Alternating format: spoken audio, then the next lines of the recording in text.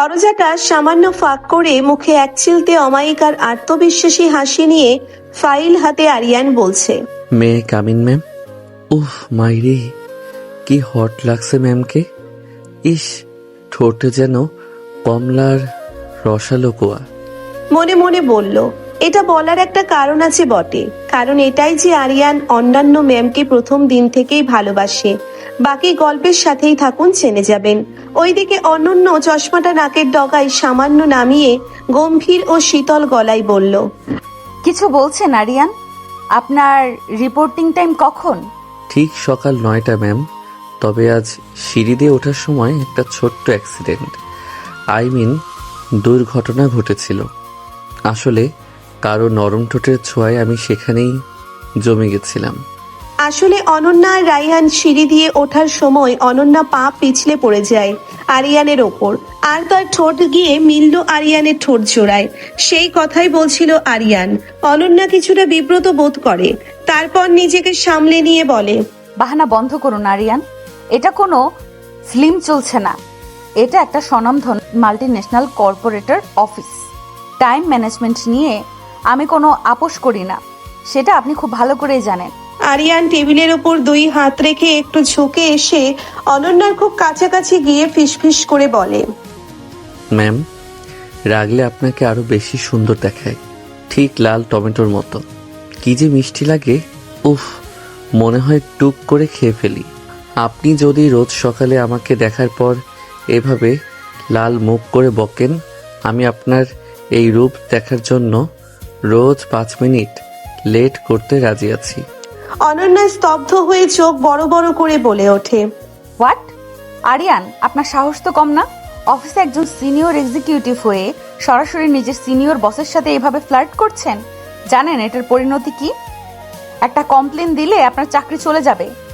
আরিয়ান 2 হাত পকেটে পুরে মুখে সেই চেনা চঞ্চল হাসি ধরে রেখেই বলে, এটাকে ফ্ল্যাট বলে না ম্যাম, এটাকে বলে কাজের ফাঁকে একটা চিরন্তন সত্যি কথা বলা। আর আমার চোখে যে সে স্বপ্নের রাজকুমারী, আর সেই রাজকুমারীকে এমন দু একটা রোমান্টিক কথা বলতেই পারি। এই নিন আজকের ব্যালেন্স শিট আর কস্ট অ্যানালাইসিস, একদম নিখুঁতভাবে তৈরি করেছি। ঠিক আপনার মেজাজের মতোই করা, নির্ভুল আর সলিড, আর আমার মতোই পারফেক্ট। বলেই একটা চোখ টিপ দিল। অনন্য আরিয়ানের করা কাজের কথায় কেমন যেন ভালো লাগা কাজ করলো, কিন্তু আরিয়ানকে তা বুঝতে দিল না। ফাইলটা একপাশে সরিয়ে রেখে নিজের ভেতরের আকস্মিক হৃদস্পন্দন লুকাতে গিয়ে গম্ভীর ভাব এনে, কাজের ক্রেডিট কাজে রাখুন, যান নিজের ডেস্কে যান। আর নেক্সট টাইম যদি 1 মিনিটও লেট হয়, আমি সরাসরি স্যালারি থেকে পার ডে ডিডাকশনের জন্য এইচআরে পাঠাবো, মনে থাকবে? আরিয়ান অনন্যার কথা শুনে কপালে হাত ঠেকিয়ে একটা চমৎকার স্যালুট করার ভঙ্গিতে মুচকি হেসে বলল, জো হুকুম মাই বিউটিফুল বস। লাঞ্চের আগে বাকি ফাইলগুলো রেডি হয়ে যাবে, ততক্ষণ আমাকে মিস করতে থাকুন। আরিয়ান নিজের 23 নম্বর ডেস্কে এসে বসতেই তার পাশের চেয়ার থেকে তার ঘনিষ্ঠ বন্ধু সাজিদ চেয়ারটা টেনে একটু ঝুঁকে এলো। কণ্ঠস্বর একদম নিচু করে চারিদিকে তাকিয়ে বলল, কিরে ভাই, আজকে বাঘিনীর খাঁচায় ঢুকে অক্ষত অবস্থায় অক্ষত শরীরে ফিরে এলি? আজকেও কি ওই 5 মিনিট লেট করার জন্য চরম ঝাড় দিল? আরিয়ান ল্যাপটপ অন করতে করতে ডেস্কে রাখা কফির মগে একটা হালকা চুমুক দিয়ে বলল, ধুর বোকা, ওটাকে ঝাড় বলে না, ওটা তো সকালবেলার 1 কাপ কড়া কফির মতো এনার্জি ড্রিঙ্ক। ম্যামের ওই রাগেরাগি চোখের আর গম্ভীর মুখের আড়ালে যে কত বড় একটা নরম সুন্দর মন লুকিয়ে আছে, তোরা বাইরে থেকে তার কিছুই চিনিস না। আমার ক্রাশকে আর এভাবে বলবি না। সাজিদ চোখ কপালে তুলে আরিয়ানের কপালে হাত দেওয়ার ভান করে বলল, তুই সত্যি পাগল হয়েছিস আরিয়ান। ওনার বয়স জানিস? ওনার ক্যারিয়ারের প্রোফাইল দেখেছিস? তোর চেয়ে অন্তত 5 বছরের বড় উনি, আর পদের দিক থেকে আকাশ আর পাতাল তফাত। এসব রোমান্টিক ভাবনা সিনেমাতেই ভালো লাগে ভাই, বাস্তবে বাদ দে। চাকরিটা খোয়াবি, ওই পাখি তোর খাঁচায় ধরা দেবে না। চেয়ারে আরাম করে হেলান দিয়ে দূর থেকে কাচের কেবিনের ভেতরে ল্যাপটপে টাইপ করতে থাকা অনন্যার দিকে তাকিয়ে আরিয়ান মনে মনে বলল, বয়স আর পদ তো কাগজের হিসাব সাজিত, মনের হিসাবটা অন্যরকম। ওই গম্ভীর চোখের আড়ালে লুকিয়ে থাকা মানুষটাকে আমি আমার জীবনের সেরা অংশ করেই ছাড়ব। যে করে হোক আমার বাচ্চার মা বানাবই, দেখে নিস। এদিকে কাচের কেবিনের ভেতরে বসে অনন্যা ফাইলের পাতায় চোখ রাখলেও তার বোনটা আজ কেন যেন বারবার আরিয়ানের শেষ কথাগুলোতেই আটকে যাচ্ছিল। রাখলে আপনাকে আরো বেশি সুন্দর দেখায়, একদম লাল টমেটোর মতো। অনন্যা নিজের অজান্তেই তার টেবিলের এক কোণায় রাখা ছোট আয়নাটার দিকে তাকালো, নিজের মুখের রাগী ভাবটা পরীক্ষা করলো। আসলেই কি তাকে খুব কড়া দেখায়? কত বছর হলো সে নিজের কেরিয়ার করার পেছনে এত অন্ধের মতো ছুটেছে যে নিজের রূপ, নিজের ভালো লাগা নিয়ে ভাবার সময়ই পায়নি। অনন্যার ঠোঁটের কোণে খুব হালকা, প্রায় অদৃশ্য একটা হাসির রেখা ফুটে উঠল, কিন্তু পরক্ষণে নিজেকে সামলে নিয়ে সে চশমাটা ঠিক করে আবার ফাইলের ভেতরে ডুবে গেল। নিয়মের দেওয়ালে ভাঙন ধরার প্রথম ঝড়টা যে অলক্ষ্যেই শুরু হয়ে গেছে তা সে বুঝতে পারছিল। এরই মাঝে করিডোর দিয়ে যাওয়ার সময় আরিয়ান একবার অনন্যার কেবিনের দিকে তাকালো। অনন্যার সাথে চোখাচোখি হতেই আরিয়ান তার নিজের হাতটা দিয়ে একটা রিদমিক হার্টবিটের অ্যাকশন করলো এবং মুখে একটা ইশারা করলো, যার অর্থ ঠিক মতো খেয়ে নিন। অনন্যা প্রথমে একটু রেগে গিয়ে চোখ রাঙালো, কিন্তু আরিয়ান ততক্ষণে হাসতে হাসতে করিডোর পার হয়ে গেছে। অনন্যা স্যান্ডউইচটা প্লেটে রেখে দিল। তার বুকের ভেতর একটা অদ্ভুত ধকপকানি শুরু হলো। এই জুনিয়র ছেলেটা তার জীবনে আসার পর থেকে তার প্রতিটা দিন যেন এক নতুন মোড় নিচ্ছে। সে বুঝতে পারছে আরিয়ানের এই আচরণ স্রেফ কোনো সাধারণ ইয়ার্কি নয়, এর পেছনে এক গভীর তীব্র অনুভূতির ছোঁয়া আছে। আর এই অনুভূতিটাই অনন্যাকে একাধারে ভয় দেখাচ্ছে এবং এক অজানা আনন্দের সাগরে ভাসিয়ে নিয়ে যাচ্ছে। ঠিক তখনই টেবিলের কাচের ওপর একটা মৃদু ঠোকাঠুকির শব্দ হলো। অনন্যা চমকে উঠে চোখ মেলল। চট করে চশমাটা চোখে পড়ে নিয়ে এসে দেখলো তার তিতকুটে ব্ল্যাক কফির ঠিক পাশেই এসে বসেছে একটা চকোলেট ফাঁজ পেস্ট্রি, আর সেই প্লেটের ঠিক পাশেই রাখা আরেকটি ধোয়া ওঠা গরম কফির মগ, যেখানে থেকে ক্যারামেলের মিষ্টি সুবাস ছড়াচ্ছে। আর তার ঠিক উল্টো দিকে চেয়ারটাই বেশ রাজকীয় ভঙ্গিতে বসে মুখে সেই চিরচেনা অমায়িকার দুষ্টুমিতে ভরা হাসি নিয়ে বসে আছে আরিয়ান। সেই এইগুলো এনেছে আর বলছে, ব্ল্যাক কফি শরীরের মেটাবলিজম বাড়াতে ভীষণ ভালো ম্যাম, কোনো সন্দেহ নেই। কিন্তু মাঝে মাঝে মনের ক্লান্তি দূর করতে আর মেজাজটাকে একটু নরম করতে একটুখানি মিষ্টিরও প্রয়োজন হয়, ঠিক আমার মতো। ভুরু কুঁচকে অনন্যা গলার স্বর যতটা সম্ভব শক্ত করে বলল, আরিয়ান, আপনি এখানে? আর আপনাকে কে পারমিশন দিয়েছে আমার টেবিলে বসার? এটা কি সিনিয়রিটির কোনো নিয়মের মধ্যে পড়ে? আপনি আপনার ডেস্কে না থেকে এখানে কি করছেন? আরিয়ান প্লেট থেকে ছোট চামচটা অনন্যার দিকে আরো একটু এগিয়ে দিয়ে বিন্দুমাত্র লজ্জিত না হয়ে বলে, পারমিশন নিলে তো আপনি আপনার চেনা কর্পোরেট ছকে না বলে দিতেন ম্যাম। আর আমি আপনার ওই সুন্দর মুখে না শব্দটা শুনতে একদম পছন্দ করি না। খেয়ে দেখুন, বিলটা আমি পে করেছি, আপনার স্যালারি থেকে 1 টাকাও কাটা যাবে না। আমার লাভলি স্ট্রবেরি। কফির মগটা অনন্যা শক্ত করে ধরে, আরিয়ানের চোখের দিকে তাকিয়ে বলে, আরিয়ান, আপনি দিন দিন বড্ড বেশি লাই পেয়ে যাচ্ছেন। আমার মন খারাপ নাকি ভালো সেটা আপনাকে কে বলল? আমি জাস্ট নিজের কিছু পার্সোনাল হিসাব মেলাচ্ছি। একটু ঝুঁকে এসে অনন্যার ক্লান্ত চোখের দিকে সোজা তাকিয়ে গলার স্বর নিচু করে বলল, ম্যাম, আপনি ফাইলের হিসাব মেলাতে পারেন, কিন্তু আমি মানুষের চোখের হিসাব খুব ভালো মেলাতে পারি।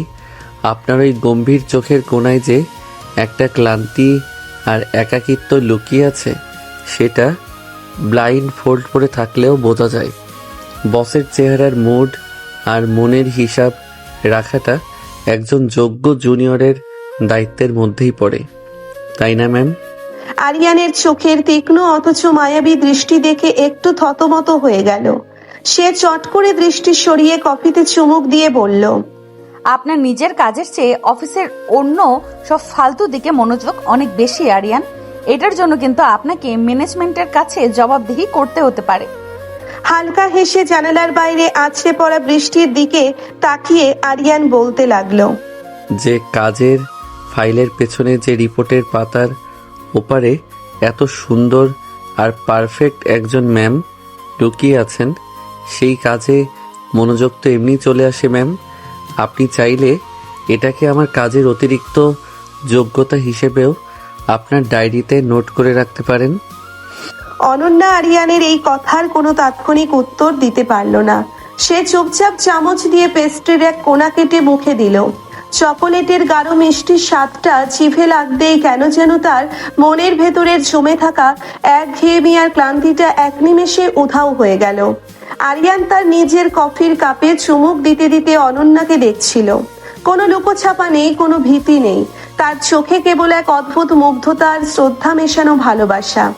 অনন্যা পেস্ট্রির প্লেটের দিকে তাকিয়েই নিচু এবং কিছুটা নরম স্বরে বলে, আপনি সবসময় এত হাসি খুশি আর চটপটে কিভাবে থাকেন আরিয়ান?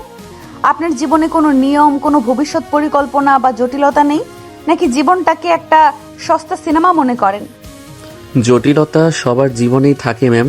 কেউ সেটাকে মনের ভেতর জমিয়ে রেখে মুখটা গম্ভীর করে রাখে, আর কেউ সেটাকে হাসির আড়ালে লুকিয়ে রাখে। জীবন তো একটাই ম্যাম, ওটাকে নিয়মের কড়া ফ্রেমে বেঁধে রোবট বানিয়ে লাভ কি?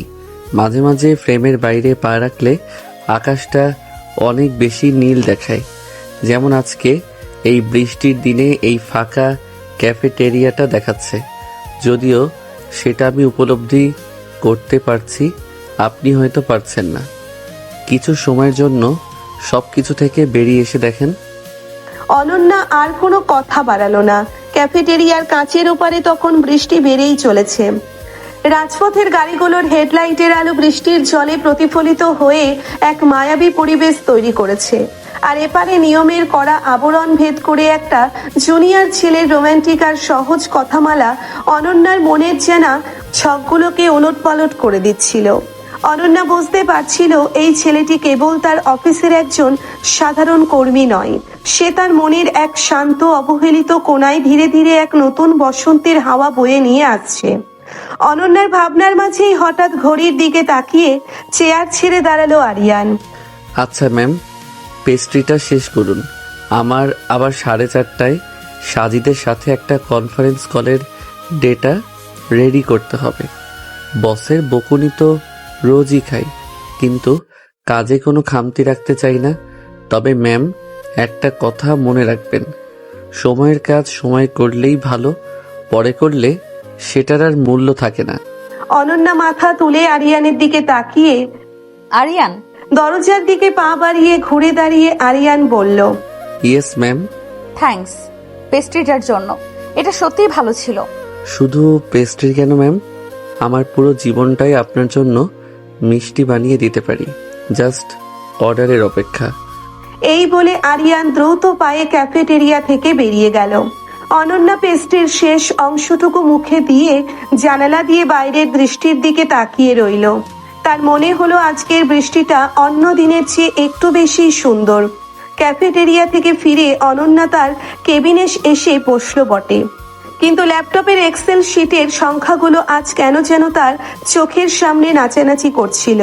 বারবার তার মনে পড়ছিল আরিয়ানের সেই কথাগুলো। আপনার ওই গম্ভীর চোখের কোণায় যে একটা ক্লান্তি লুকিয়ে আছে। অনন্যা নিজের ডেস্কে রাখা ছোট আয়নাটা বের করলো, নিজের মুখটা ভালো করে দেখলো। আসলেই কি তাকে খুব গম্ভীর দেখায়? সে কি আসলেই নিজের উপর বড্ড বেশি কঠোর হয়ে গেছে? ঠিক তখনই ইন্টারকমটা বেজে উঠলো। অনন্যা রিসিভারটা তুললো। Hello, Ananya speaking. ওপাশ থেকে অনন্যার বান্ধবী তথা সিনিয়র HR ম্যানেজার রাইমার গলা। কি রে অনন্যা, আজ সন্ধ্যার পর কি ফ্রি আছিস? একটা নতুন পলিসি নিয়ে তোর সাথে একটু বসার দরকার ছিল। হ্যাঁ রে রাইমা, চলে আয় আমার কেবিনে, আমি ফ্রি আছি। কয়েক মিনিটের মধ্যেই রাইমা কিছু ফাইল হাতে অনন্যার কেবিনে ঢুকলো। রাইমা অনন্যার কলেজ জীবনের বন্ধু, তাই অফিসের বাইরে তারা একে অপরকে তুই তোকারি করে। রাইমা অনন্যার চেয়ারের উল্টো দিকে বসে ফাইলগুলো টেবিলে রাখলো, কিন্তু তার চোখ গেল অনন্যার টেবিলের এক কোণায় রাখা একটা খালি চকোলেট পেস্ট্রির প্যাকেটের দিকে। ওমা অনন্যা, আজ রায়হান ডায়েট ভুলে চকলেট পেস্ট্রি খাচ্ছে। তাও আবার কাজের সময়। সূর্য আজ কোন দিকে উঠেছে রে? একটু থতমত খেয়ে প্যাকেটটা ড্রয়ারে লুকিয়ে ফেলে। ধুর, ও এমনি মাথাটা খুব ঘুরছিল, তাই একটু মিষ্টি খেলাম। তুই কাজের কথা বল। বুঝলাম। মাথা ঘুরছিল নাকি মন ঘুরছিল? শুনলাম আজ ক্যাফেটেরিয়াতে তোকে আর আমাদের অফিসের নতুন ক্রাশ আরিয়ানকে একসাথে কফি খেতে দেখা গেছে। পুরো সেকশনে এটা নিয়ে ফিসফিসানি চলছে। What nonsense! আরিয়ান জাস্ট একটা ফাইল দিতে এসেছিল আর কফি নিয়ে এসেছিল। ও একটা জুনিয়র ছেলে, ওর সাথে আমার কিসের তুলনা? আর অফিসের লোকজনের কি কোনো কাজ নেই? এসব ফালতু গসিপ যারা ছড়াচ্ছে তাদের লিস্ট আমাকে দে, আমি অ্যাকশন নিচ্ছি। শান্ত হ সিএফও ম্যাডাম, রেগে যাচ্ছিস কেন? আমি তো জাস্ট মজা করছিলাম। তবে একটা কথা বলি অনন্যা, আরিয়ান ছেলেটা কিন্তু আসলেই অন্যরকম। বেশ হ্যান্ডসাম, কাজের দিকেও ভালো, আর সবচেয়ে বড় কথা ওর সেন্স অফ হিউমার দারুণ। অফিসের সব মেয়েরাই ওর দিকে তাকিয়ে থাকে। মনে মনে একটা অদ্ভুত অস্বস্তি অনুভব করে মুখে বলল, তাতে আমার কি? ও কার দিকে তাকালো আর ও কার দিকে তাকালো না সেটা দেখার দায়িত্ব এইচআরের, ফিনান্সের নয়। তুই ফাইলগুলো খোল। রাইমা একটা দীর্ঘশ্বাস ফেলে ফাইলগুলো খুলল, কিন্তু অনন্যার মন তখনও রাইমার একটা কথাই আটকে ছিল। অফিসের সব মেয়েরাই ওর দিকে তাকিয়ে থাকে। অনন্যার বুকের ভেতর কেমন যেন একটা অজানা হিংসা বা অধিকার বোধের জন্ম নিল। সে নিজেই নিজের এই অনুভূতিতে অবাক হয়ে গেল। একই ভাবছে সে একজন সিনিয়র অফিসার, আর আরিয়ান মাত্র 24 বছরের একটা ছেলে। এই সমাজ, এই কর্পোরেট কালচার কোনো কিছুই তো এই সম্পর্ককে মেনে নেবে না। বিকেল গড়িয়ে সন্ধ্যা নামলো। অফিসের বেশিরভাগ ডেস্কের আলো একে একে নিভে যাচ্ছিল। কর্মচারীরা অনেকেই ব্যাগ গুছিয়ে বাড়ির পথ ধরেছে। বৃষ্টিটা এখন অনেকটাই কমে এসেছে, তবে শহরের রাস্তায় জল জমার কারণে জ্যামের সৃষ্টি হয়েছে। অনন্যা তার কেবিনের জানালা দিয়ে দেখলো আরিয়ান তার ডেস্ক গোছাচ্ছে। সে তার বন্ধু সাজিদের সাথে হাসাহাসি করছে আর জ্যাকেটটা গায়ে জড়াচ্ছে। আরিয়ানের সেই চনমনে ভাব আর চওড়া কাঁধের দিকে তাকিয়ে অনন্যা এক অদ্ভুত টান অনুভব করলো। সে নিজেকে বারবার বোঝালো, না অনন্যা, তুমি ভুল করছো। ও তোমার চেয়ে বয়সে ছোট, এটা জাস্ট একটা সাময়িক ভালো লাগা। কিন্তু মন কি আর নিয়মের হিসাব বোঝে? আরিয়ান যাওয়ার আগে একবার অনন্যার কেবিনের দিকে তাকালো। অনন্যা চট করে ল্যাপটপের দিকে চোখ ফিরিয়ে নিল, যেন সে খুব ব্যস্ত। আরিয়ান কেবিনের বাইরে থেকেই কাচের ওপার থেকে অনন্যাকে উদ্দেশ্য করে একটা মিষ্টি সালাম দিল এবং মুখে সেই চিরচেনা ইশারা করলো, যার অর্থ সাবধানে বাড়ি ফিরবেন। অনন্যা রিসিভারটা তুলে নিয়ে রাইমাকে ফোন করলো। রাইমা, আজকের ফাইলটা আমি বাড়িতে গিয়ে দেখব। আমি এখন বের হচ্ছি। ঠিক আছে অনন্যা, সাবধানে যাস, রাস্তায় খুব জ্যাম। অনন্যা ব্যাগ হাতে নিয়ে বেরিয়ে গেল। লিফটের দরজাটা গ্রাউন্ড ফ্লোরে খুলতেই অনন্যা পার্কিং লটের দিকে এগিয়ে গেল। আজকের দিনটি তার জীবনের অনেকগুলো একঘেয়ে দিনের চেয়ে সম্পূর্ণ আলাদা ছিল। কফির কাপে যে বসন্তের হাওয়া আরিয়ান এসে দিয়ে গেছে তা সহজে মিলিয়ে যাওয়ার নয়। নিয়মের রাজত্বে এখন এক নতুন অনিয়মের প্রেমের গল্প ডানা মেলতে শুরু করেছে। অফিস বিল্ডিং এর বেসমেন্ট পার্কিং লটটা সবসময়ই একটু ছমছমে থাকে। বড় বড় আর সিসি পিলারের আড়ালে কৃত্রিম টিউবলাইটের আলো ছায়ার খেলা। ঘড়ির কাঁটায় তখন রাত 8:15। অফিসের প্রায় সর্বকর্মকর্তা কর্মচারী ল্যাপটপ ব্যাগ কাঁধে নিয়ে অনেক আগেই বাড়ির পথ ধরেছেন। পুরো পার্কিং লট জুড়ে এক মরণোত্তর নিস্তব্ধতা। শুধু মাঝে মাঝে সেন্ট্রাল এসি বা ভেন্টিলেশন ফ্যানের একঘেয়ে ঘূর্ণন শব্দ ছাড়া আর কোনো আওয়াজ নেই। অনন্যা রাইহান আর চকচকে কালো রঙের সেডান গাড়িটার ড্রাইভিং সিটে বসে ক্লান্তিতে চোখ বুজেছিল। স্টিয়ারিং হুইলে তার সুবিন্যস্ত হাত দুটো রাখা। আজ সারাদিন ফিনান্সিয়াল রিপোর্টের পেছনে হাড় ভাঙা খাটুনি গেছে। তার উপর বিকেলে আরিয়ানের সাথে কাটানো ওই কয়েকটা মুহূর্ত তার মনের ভেতর এক অদ্ভুত তোলপাড় সৃষ্টি করে রেখেছে। সে একটা দীর্ঘশ্বাস ফেলে গাড়ির চাবিটা ঘুরিয়ে স্টার্ট দেওয়ার চেষ্টা করলো।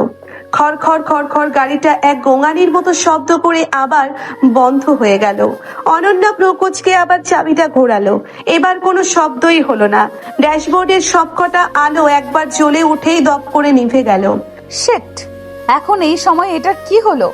সার্ভিসিং তো গত মাসেই করালাম। সে গাড়ি থেকে নেমে এসে বোনটটা খুলে দাঁড়ালো। গাড়ির ইঞ্জিনের ব্যাপারে অনন্যার জ্ঞান খুবই সীমিত। সে তার আইফোনটা বের করে উবার অ্যাপটা খোলার চেষ্টা করলো, কিন্তু বিধিবাম বিকালের ওই ভারী বৃষ্টির পর পুরো কারওয়ান বাজার আর বাংলা মোটর এলাকায় তীব্র জলজট জমে রয়েছে। স্ক্রিনে শুধু গোল গোল চাকা ঘুরছে, নো রাইডস অ্যাভেলেবেল। অনন্যার কপালে চিন্তার ভাঁজ আরো গভীর হলো। এই নির্জন রাতে সে কিভাবে উত্তরার বাসায় ফিরবে? ঠিক তখনই বেসমেন্টের র্যাম্প যে বেয়ে একটা চেনা বাইকের হেডলাইটের তীব্র আলো এসে পড়লো অনন্যার চোখে। আলোর তীব্রতায় সে হাত দিয়ে চোখ আড়াল করলো।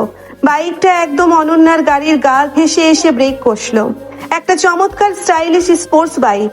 রাইডার তার ব্ল্যাক হেলমেটের গ্লাসটা উপরে তুললো। সেই চেনা ড্যাশিং আর আত্মবিশ্বাসী হাসি আরিয়ান। হেলমেটের বেলটা আলতো করে খুলতে খুলতে বলে, ও মা, কি ব্যাপার ম্যাম? আমাদের অফিসের অদ্বিতীয় সিইও ইন মেকিং রাজকন্যা অনন্যা রায়হান কি তার রাজকীয় রথের চাকা সচল করতে পারছে না? নিজের ভেতরের স্বস্তিটা লুকিয়ে গলার স্বরে চরম বিরক্তি ফুটিয়ে, আরিয়ান, ফালতু রসিকতা বন্ধ করবেন? দেখছেন একটা প্রবলেমে পড়েছি, গাড়িটা হঠাৎ স্টার্ট নিচ্ছে না। আর এই মাঝরাতে আমি মেকানিক পাবো কোথায় সেটাও বুঝতে পারছি না। বাইক থেকে নেমে ডাবল স্ট্যান্ড করতে করতে বলল, মেকানিক? আরে ম্যাম, আপনার সামনে যে দাঁড়িয়ে আছে সে শুধু ফিন্যান্সের ডেটা এন্ট্রি করে না, মেকানিক্যাল ইঞ্জিনিয়ারিংয়েও ওস্তাদ। একটু সাইড দিন তো, দেখি আপনার রথের কি অসুখ হলো। আমি গাড়ির ডক্টর হিসেবে খুব একটা খারাপ না। আরিয়ান এগিয়ে এসে গাড়ির বোনটের ভেতর ঝুঁকে পড়ল। তার পরনের শার্টের হাতা দুটো কোনোই পর্যন্ত গোটানো। ফোনের ফ্ল্যাশ লাইটটা জেলে সে কিছুক্ষণ ইঞ্জিনের তার আর ব্যাটারির কানেকশনগুলো পরীক্ষা করলো। অনন্যা একপাশে দাঁড়িয়ে দেখছিল আরিয়ানের একাগ্রতা। কাজের সময়ে এই ছেলেটার চোখে একটা অন্যরকম গভীরতা থাকে, যা সচরাচর দেখা যায় না। গাড়ির বোনটটা ধপ করে নামিয়ে হাত ঝাড়তে ঝাড়তে আরিয়ান বলল, ব্যাড নিউজ ম্যাম, এটার কুলেন্ট লিক করে ইঞ্জিন মারাত্মকভাবে ওভারহিট হয়ে গেছে। এই অবস্থায় স্টার্ট দিলে ইঞ্জিন সিজ হয়ে যাবে। আজ রাতে এটা আর 1 ইঞ্চিও নড়বে না। কাল সকালে মেকানিক ডেকে টো ট্রাক দিয়ে ওয়ার্কশপে পাঠাতে হবে। ও গড, এখন আমি বাড়ি ফিরবো কিভাবে? উবারে কোনো গাড়ি দেখাচ্ছে না। এত রাতে একা সিএনজি নেওয়াটাও তো সেফ না। যখন কোনো উপায় থাকে না ম্যাম, তখন জুনিয়রের এই 2 চাকার বাহনই একমাত্র ভরসা। আপনার জুনিয়র লাভার রেডি আছে ম্যাম, চলুন আপনাকে একদম সেফলি আপনার বাড়ির ডোর স্টপে ড্রপ করে দিয়ে আসি। আপনার বাইকে? না, I mean thanks for the offer Aryan, but এটা ঠিক দেখায় না। অফিসের কেউ যদি দেখে বা জানতে পারে, আমি বরং আর একটু ট্রাই করি, কোনো উবার পেয়ে যাব। সেই মুহূর্তে আরিয়ান অনন্যার হাত থেকে ফোনটা আলতো করে কেড়ে নিয়ে নিজের পকেটে পুরে ফেলে। এই বৃষ্টি পরবর্তী জ্যামে ঢাকার কোনো উবার ড্রাইভার উত্তরা ট্রিপ নেবে না ম্যাম। আর অফিসে এখন ভূত ছাড়া কেউ নেই। আমার বাইকের পেছনের সিটে বসলে কোনো ট্যাক্স দিতে হবে না, আর কোনো সিনিয়রিটি নিয়মও ভাঙবে না। ভরসা রাখতে পারেন, আমি খুব ভালো রাইডার। অনন্যা একটু সময় নিয়ে আরিয়ানের চোখের দিকে তাকালো। সেখানে কোনো ধূর্ততা নেই, আছে কেবল এক নিষ্পাপ ভরসা আর দায়িত্ববোধ। বাইরে তখন আবার নতুন করে মেঘ ডাকার শব্দ হলো। নিরুপায় হয়ে অনন্যা একটা দীর্ঘশ্বাস ফেললো। ঠিক আছে, কিন্তু একটা শর্ত, একদম সোজা আমার বাড়ি। রাস্তায় কোনো উল্টাপাল্টা ড্রাইভ বা ফালতু কথা বলা চলবে না। আরিয়ান রাজি হয়ে বাইকে উঠে স্টার্ট দিতে দিতে হাসি মুখে বলল, একদম সোজা রাস্তা ম্যাম, তবে ঢাকার জ্যামের কারণে মনের রাস্তাটা একটু আঁকাবাঁকা হতেই পারে। উঠে বসুন। বাইকটা যখন বেসমেন্ট থেকে বের হয়ে মূল রাস্তায় উঠলো, তখন চারপাশের বাতাসটা বেশ ঠান্ডা। ঝিরিঝিরি বৃষ্টি আবার শুরু হয়েছে। ঢাকার চিরচেনা ট্রাফিক জ্যামের মাঝ দিয়ে আরিয়ান খুব সাবধানে আঁকাবাঁকা গলি দিয়ে বাইকটা এগিয়ে নিয়ে যাচ্ছিল। অনন্যা আরিয়ানের পেছনের সিটে বসে কিছুটা দূরত্ব বজায় রাখার আপ্রাণ চেষ্টা করছিল। সে তার অফিস ব্যাগটা নিজের আর আরিয়ানের পিঠের মাঝখানে একটা দেওয়াল হিসেবে ধরে রেখেছিল, কিন্তু স্পোর্টস বাইকের পেছনের সিটটা এমনিতেই একটু উঁচুর দিকে ঢালু থাকে। প্রতিবার আরিয়ান যখন জ্যামের কারণে ব্রেক করছিল, অনন্যা অনিচ্ছা সত্ত্বেও সামনের দিকে ঝুঁকে পড়ছিল। তার শরীরের হালকা সুবাস আরিয়ানের চুলে গিয়ে লাগছিল। লুকিং গ্লাসে অনন্যার আড়ষ্ট মুখটা দেখে গলার স্বর বাড়িয়ে বলল, ম্যাম, আপনি যেভাবে কাঁপছেন আর যেভাবে ওই ব্যাগটা ধরে আছেন, মনে হচ্ছে আপনি কোনো ফাঁসির আসামির পেছনে বসেছেন। ভয় পাচ্ছেন নাকি? ভয় পেলে ব্যাগটা সরিয়ে আমাকে শক্ত করে ধরতে পারেন। জুনিয়র হিসেবে বসের সেফটি নিশ্চিত করা আমার ডিউটি। আমি কিচ্ছু মনে করব না।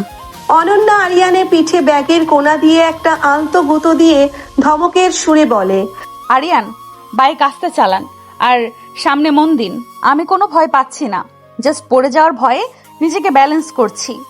আর এত কথা কেন বলেন আপনি? বাইকের গতি একটু কমিয়ে জ্যাম পেরিয়ে ফাঁকা রোডে এসে আরিয়ান অনন্যাকে বলে, আপনি এত শক্ত খোলসের ভেতরে কেন লুকিয়ে থাকেন ম্যাম? জীবনটাকে একটু সহজভাবে নিলেই তো হয়। সবসময় ওই ফাইলের ডেটা, কর্পোরেট মিটিং আর নিয়মের বেড়াজালে নিজেকে আটকে রাখতে ক্লান্তি লাগে না? মাঝে মাঝে বৃষ্টির হাওয়াটা গায়ে লাগাতে কেমন লাগে? অনন্যা কিছুক্ষণের জন্য চুপ হয়ে গেল। আসলেই তো কত বছর হলো সে এভাবে মুক্ত বাতাসে বাইকের পেছনে ঘোরেনি। ইউনিভার্সিটিতে লাইফ শেষ হওয়ার পর থেকেই তো সে শুধু কেরিয়ারের পেছনে ছুটেছে। নিয়মের চাদরে নিজেকে এমন ভাবে ভরে ফেলেছে যে মন খুলে একটু হাসতেও ভুলে গেছে। এয়ারপোর্ট রোডের সোডিয়াম লাইটের আলো বৃষ্টির ফোঁটাগুলোর ওপর পড়ে এক মায়াবী হলুদ আভা তৈরি করেছে। অনন্যা ধীরে ধীরে তার ব্যাগটা একপাশে সরিয়ে নিল। বাতাসের ঝাপটা সরাসরি তার মুখে এসে লাগলো। তার খোপাটা আলগা হয়ে চুলগুলো বাতাসে উঠতে শুরু করলো। অনন্যা কিছুটা আনমনা নরম গলায় বলে, নিয়ম না থাকলে জীবনটা যে এলোমেলো হয়ে যায় আরিয়ান। আমার পরিবার, আমার চারপাশ, সব কিছুতেই আমি নিয়মের মধ্যে বড় হয়েছি। আমার নিজের এই শৃঙ্খলার খুব প্রয়োজন ছিল। আয়নায় অনন্যার উড়ন্ত চুল আর শান্ত মুখটা দেখে মনের ভেতর এক অদ্ভুত টান অনুভব করলো। সে বাইকের স্পিড আরেকটু কমিয়ে দিল, যাতে এই পথটা কখনো শেষ না হয়। মাঝে মাঝে একটু এলোমেলো হওয়া খুব ভালো ম্যাম। আমার বিষয়টা একটু ভাবলেও তো পারেন, কিন্তু সেটা তো ভাববেন না। জীবনটা তো কোনো ফাইন্যান্সিয়াল অডিট নয় যে সব হিসাব মিলতেই হবে। আমি আপনার ওই বড্ড বেশি গোছানো নিরস জীবনে একটুখানি ঝড় তুলতে এসেছি, রঙিন ঝড়। প্লিজ একটা সুযোগ কি পাবো না ম্যাম? মনে মনে হেসে ফেললো আরিয়ানের কাব্যিক কথা শুনে। মুখে সেই চেনা গম্ভীর ভাবটা ফিরিয়ে আনার চেষ্টা করে বলল, ফালতু রোমান্টিক ডায়লগ বন্ধ করে রাস্তায় ফোকাস করুন। সামনে উত্তরা হাউস বিল্ডিং এর সিগন্যাল। বাইকটা এসে থামলো উত্তরার সেক্টর 11 এর একটা নিরিবিলি অ্যাপার্টমেন্ট বিল্ডিং এর সামনে। অনন্যা বাইক থেকে নেমে দাঁড়িয়ে নিজের শাড়ি আর চুলগুলো একটু ঠিকঠাক করে নিল। তার শাড়ির আঁচলটা বৃষ্টির পানিতে সামান্য ভিজে গেছে। আরিয়ানের শার্টের পিঠের দিকটাও অনন্যার ব্যাগের চাপে আর বৃষ্টির ছাটে কিছুটা ভেজা। আরিয়ানের দিকে তাকিয়ে হাত বাড়িয়ে বলল, আমার ফোনটা দিন এবার। আর থ্যাংক ইউ আরিয়ান, এই বৃষ্টির মধ্যে এত দূর আসার জন্য। I really appreciate it. Pocket থেকে ফোনটা বের করে অনন্যার হাতে দিতে গিয়ে অনন্যার আঙ্গুলগুলো আলতো করে ছুঁয়ে ফেললো। শুধু মুখে থ্যাঙ্কস বললে হবে না ম্যাম। জুনিয়রের এই ওভারটাইম ডিউটির জন্য একটা স্পেশাল রিওয়ার্ড পাওনা রইল। হাতটা চট করে সরিয়ে দিয়ে চোখ রাঙিয়ে, কিসের রিওয়ার্ড? আপনাকে তো আমি জোর করিনি, আপনি নিজেই রিকোয়েস্ট করলেন। আরিয়ান হেলমেটটা আবার মাথায় পড়তে পড়তে চোখ টিপে বলল, জোর করেনি ম্যাম, কিন্তু আপনার ওই অসহায় সুন্দর চোখ দুটো আমাকে অর্ডার করেছিল। আর বসের চোখের অর্ডার তো আমি অমান্য করতে পারি না। কাল সকালে অফিসে দেখা হচ্ছে ma'am. Good night. Aryan bike ঘুরিয়ে এক ঝটকায় স্টার্ট দিয়ে অন্ধকার রাস্তার মোড়ে মিলিয়ে গেল। অনন্যা গেটের সামনে দাঁড়িয়ে রইল যতক্ষণ না বাইকের শব্দের শেষ অংশটুকু বাতাসে মিলিয়ে গেল। সে নিজের অ্যাপার্টমেন্টে লিফটে উঠে আয়নায় নিজের দিকে তাকালো। তার চুলগুলো এলোমেলো, ঠোঁটের কোণে এক চিলতে অকৃত্রিম হাসি, যা সে বহু বছর নিজের মুখে দেখেনি। আরিয়ানের হাতের আঙ্গুলের ছোঁয়াটা এখনো যেন তার ডান হাতের তালুতে একটা মৃদু বৈদ্যুতিক তরঙ্গের মতো খেলছে। অনন্যা বুকের ওপর হাত রাখলো। হৃদস্পন্দনটা স্বাভাবিকের চেয়ে একটু বেশি দ্রুত চলছে। সে মনে মনে ফিসফিস করে বলল, অনন্যা, তুমি এ কি করছো? ও তোমার জুনিয়র। কিন্তু মন আজ বসের কোনো নির্দেশই মানতে রাজি ছিল না। কর্পোরেট সিএফও অ্যাডাম আজ এক জুনিয়র ছেলের রোমান্টিক জালে পুরোপুরি আটকে গেছেন। উত্তরা হাউস বিল্ডিং এর সিগন্যালটা পার হতেই রাস্তাটা যেন আচমকা ফাঁক হয়ে গেল। রাতের ঢাকা এখন এক শান্ত মায়াবী রূপ ধারণ করেছে। ঝিরি ঝিরি বৃষ্টিটা কখন যেন বন্ধ হয়ে গেছে, কিন্তু ভেজা পিচ ঢালা রাস্তায় সোডিয়াম লাইটের হলদে আলো প্রতিফলিত হয়ে এক অদ্ভুত স্বপ্নীল পরিবেশ তৈরি করেছে। ঠান্ডা হাওয়া এসে অনন্যার চুলে আর শাড়ির আঁচলে দোলা দিয়ে যাচ্ছে। আরিয়ানের স্পোর্টস বাইকটা এখন ঘন্টায় 60 কিলোমিটার গতিতে ছুটে চলেছে। অনন্যা এতক্ষণ নিজেকে যতটা সম্ভব সামলে আরিয়ানের থেকে দূরত্ব বজায় রেখে বসেছিল, কিন্তু হুট করেই একটা ফ্লাইওভারের মুখে ওঠার সময় রাস্তাটা কিছুটা ভাঙা থাকায় আরিয়ান বেশ জোরে একটা ব্রেক কষল। ঝটকা!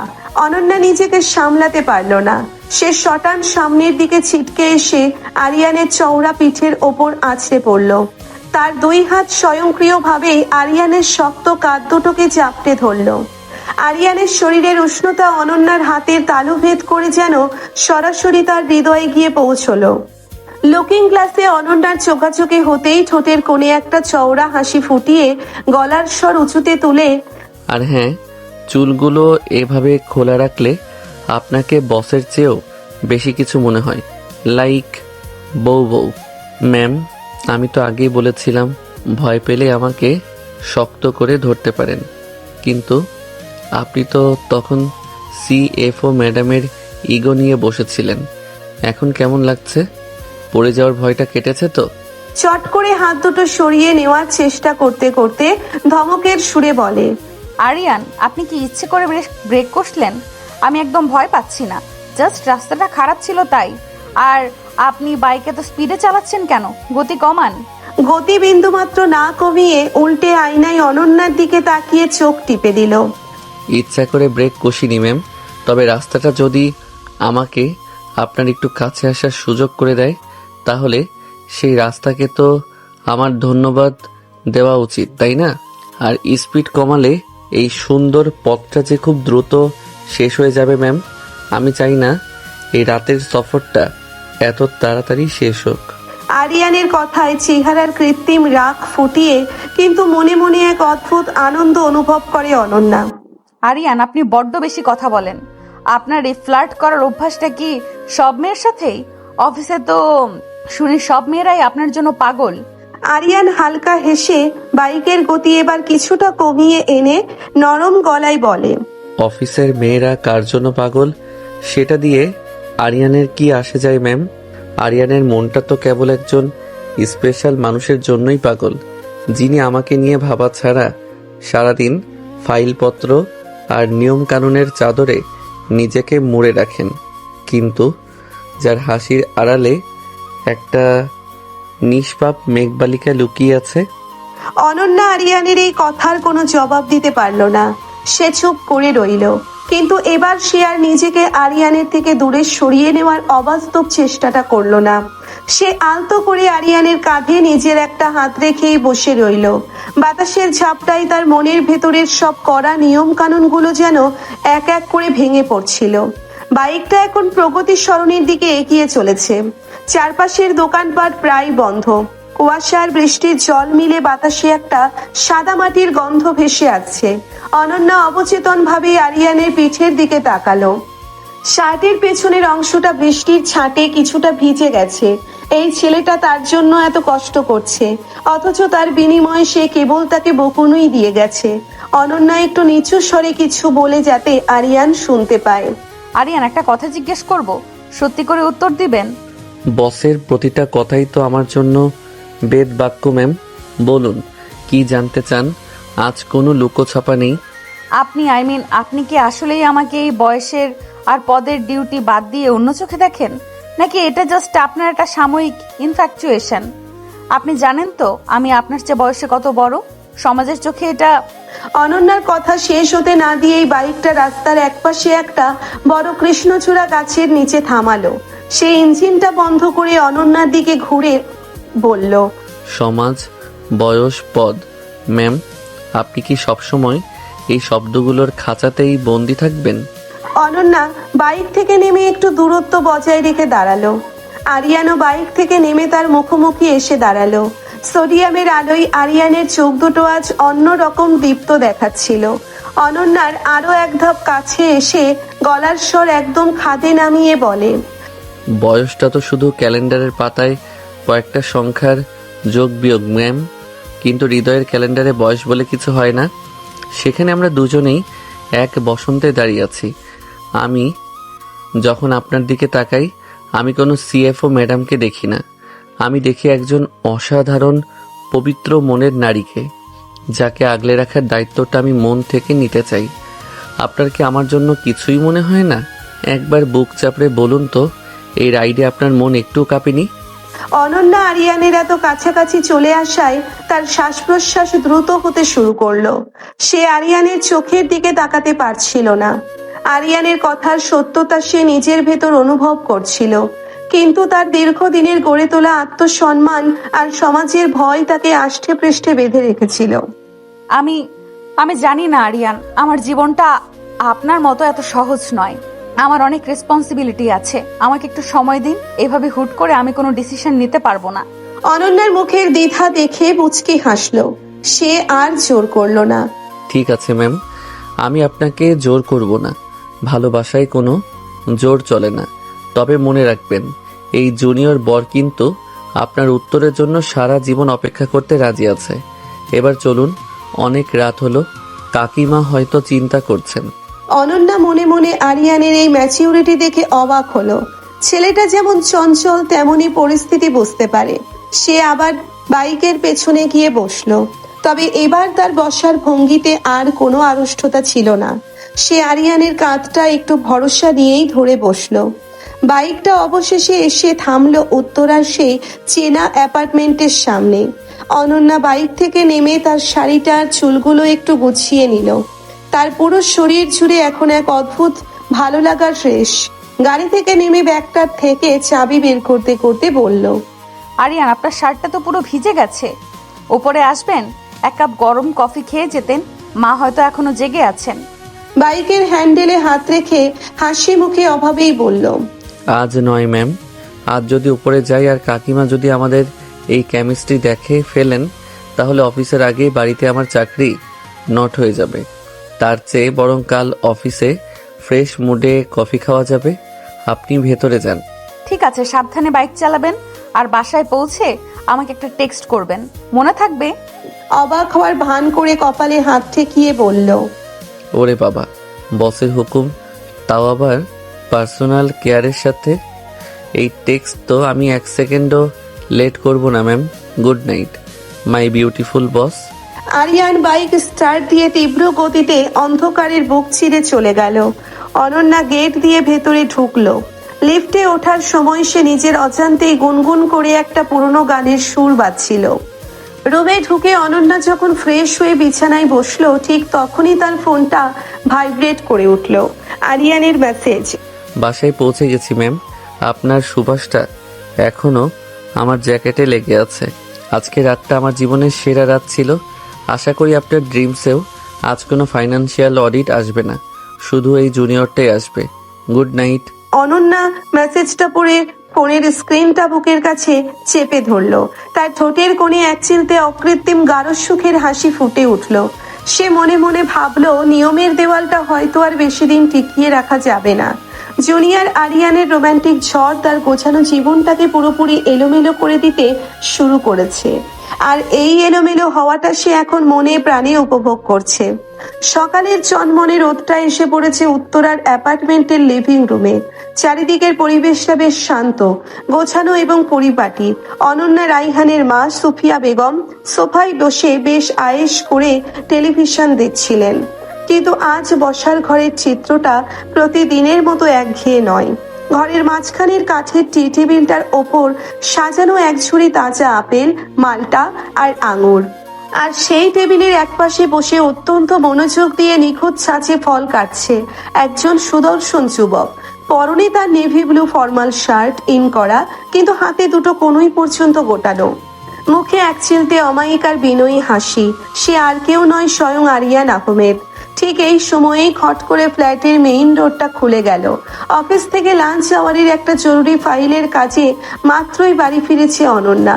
দরজার লকটা খুলে ভেতরে পা দিতেই তার চোখে গেল ড্রয়িং রুমের দিকে।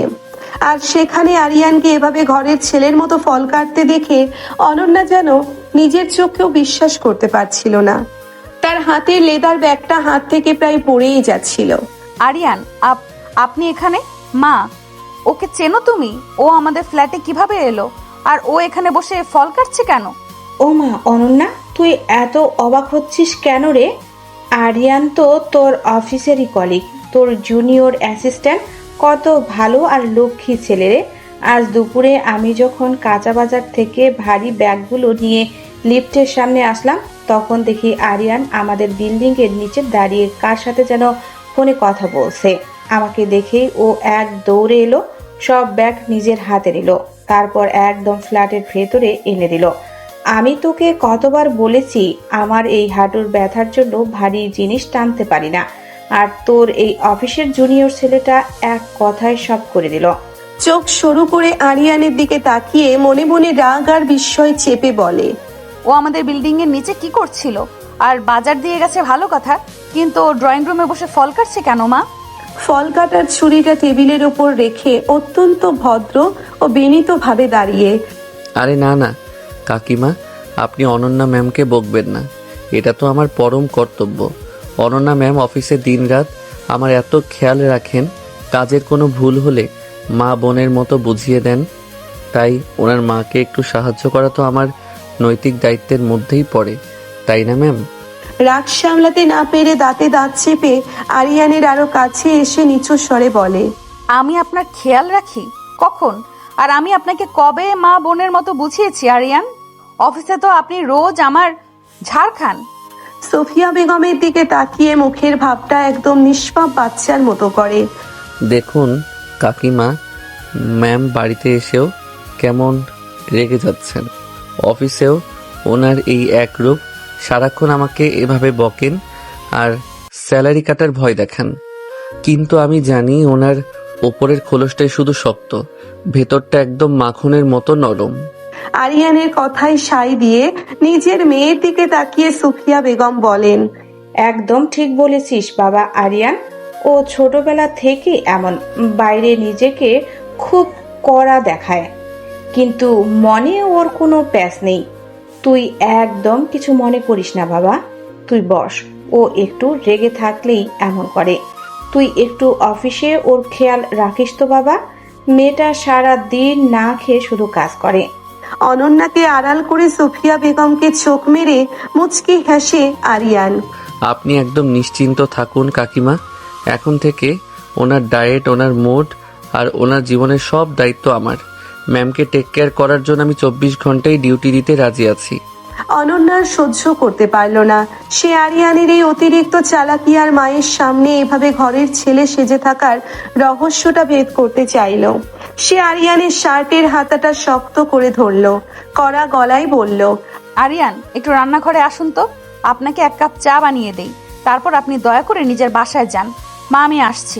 আরিয়ানকে প্রায় টেনেই রান্নাঘরের ভেতর নিয়ে এলো অনন্যা। ভেতরে ঢুকেই সে রান্নাঘরের কাঠের দরজাটা টেনে দিল, যাতে বাইরের ড্রয়িং রুম থেকে মা কিছু শুনতে না পান।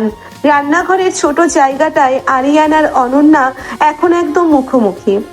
আরিয়ানের শরীর থেকে সেই চিরচেনা ব্লুডি ক্যানেল পারফিউমের সুবাস বেরোচ্ছে, যা অনন্যাকে মুহূর্তের মধ্যে অবশ করে দেয়। দুই হাত বুকের উপর বেঁধে আরিয়ানের বুকের খুব কাছাকাছি দাঁড়িয়ে চোখ রাঙিয়ে বলে, এবার বলুন Aryan, what is this nonsense? আপনি আমার বাড়ির ঠিকানা জানলেন কি করে? আর আমাদের বিল্ডিং এর নিচেই কেন ঘুরঘুর করছিলেন? আপনি কি আমাকে স্টক করছেন? রান্নাঘরের কাউন্টারে হেলান দিয়ে অনন্যার এত কাছাকাছি আসায় তার চোখের দিকে তাকিয়ে একটুও না ঘাবড়ে বলে, স্টলকিং? আরে না ম্যাম, এটাকে স্টলকিং বলে না, এটাকে বলে ভালোবাসার টানে চলে আসা। আর ঠিকানা জানাটা তো কোনো বড় ব্যাপার না, বসের প্রোফাইল ফাইল তো আমার ডেস্কেই থাকে। আজ লাঞ্চ আওয়ারে আপনি হুট করে চলে এলেন, আমার মনটা কেমন যেন ছটফট করছিল, তাই বাইক নিয়ে জাস্ট আপনার বাড়ির নিচে এসে দাঁড়িয়েছিলাম। কাকিমাকে দেখাটা তো একদম গড গিফটেড কোইন্সিডেন্স।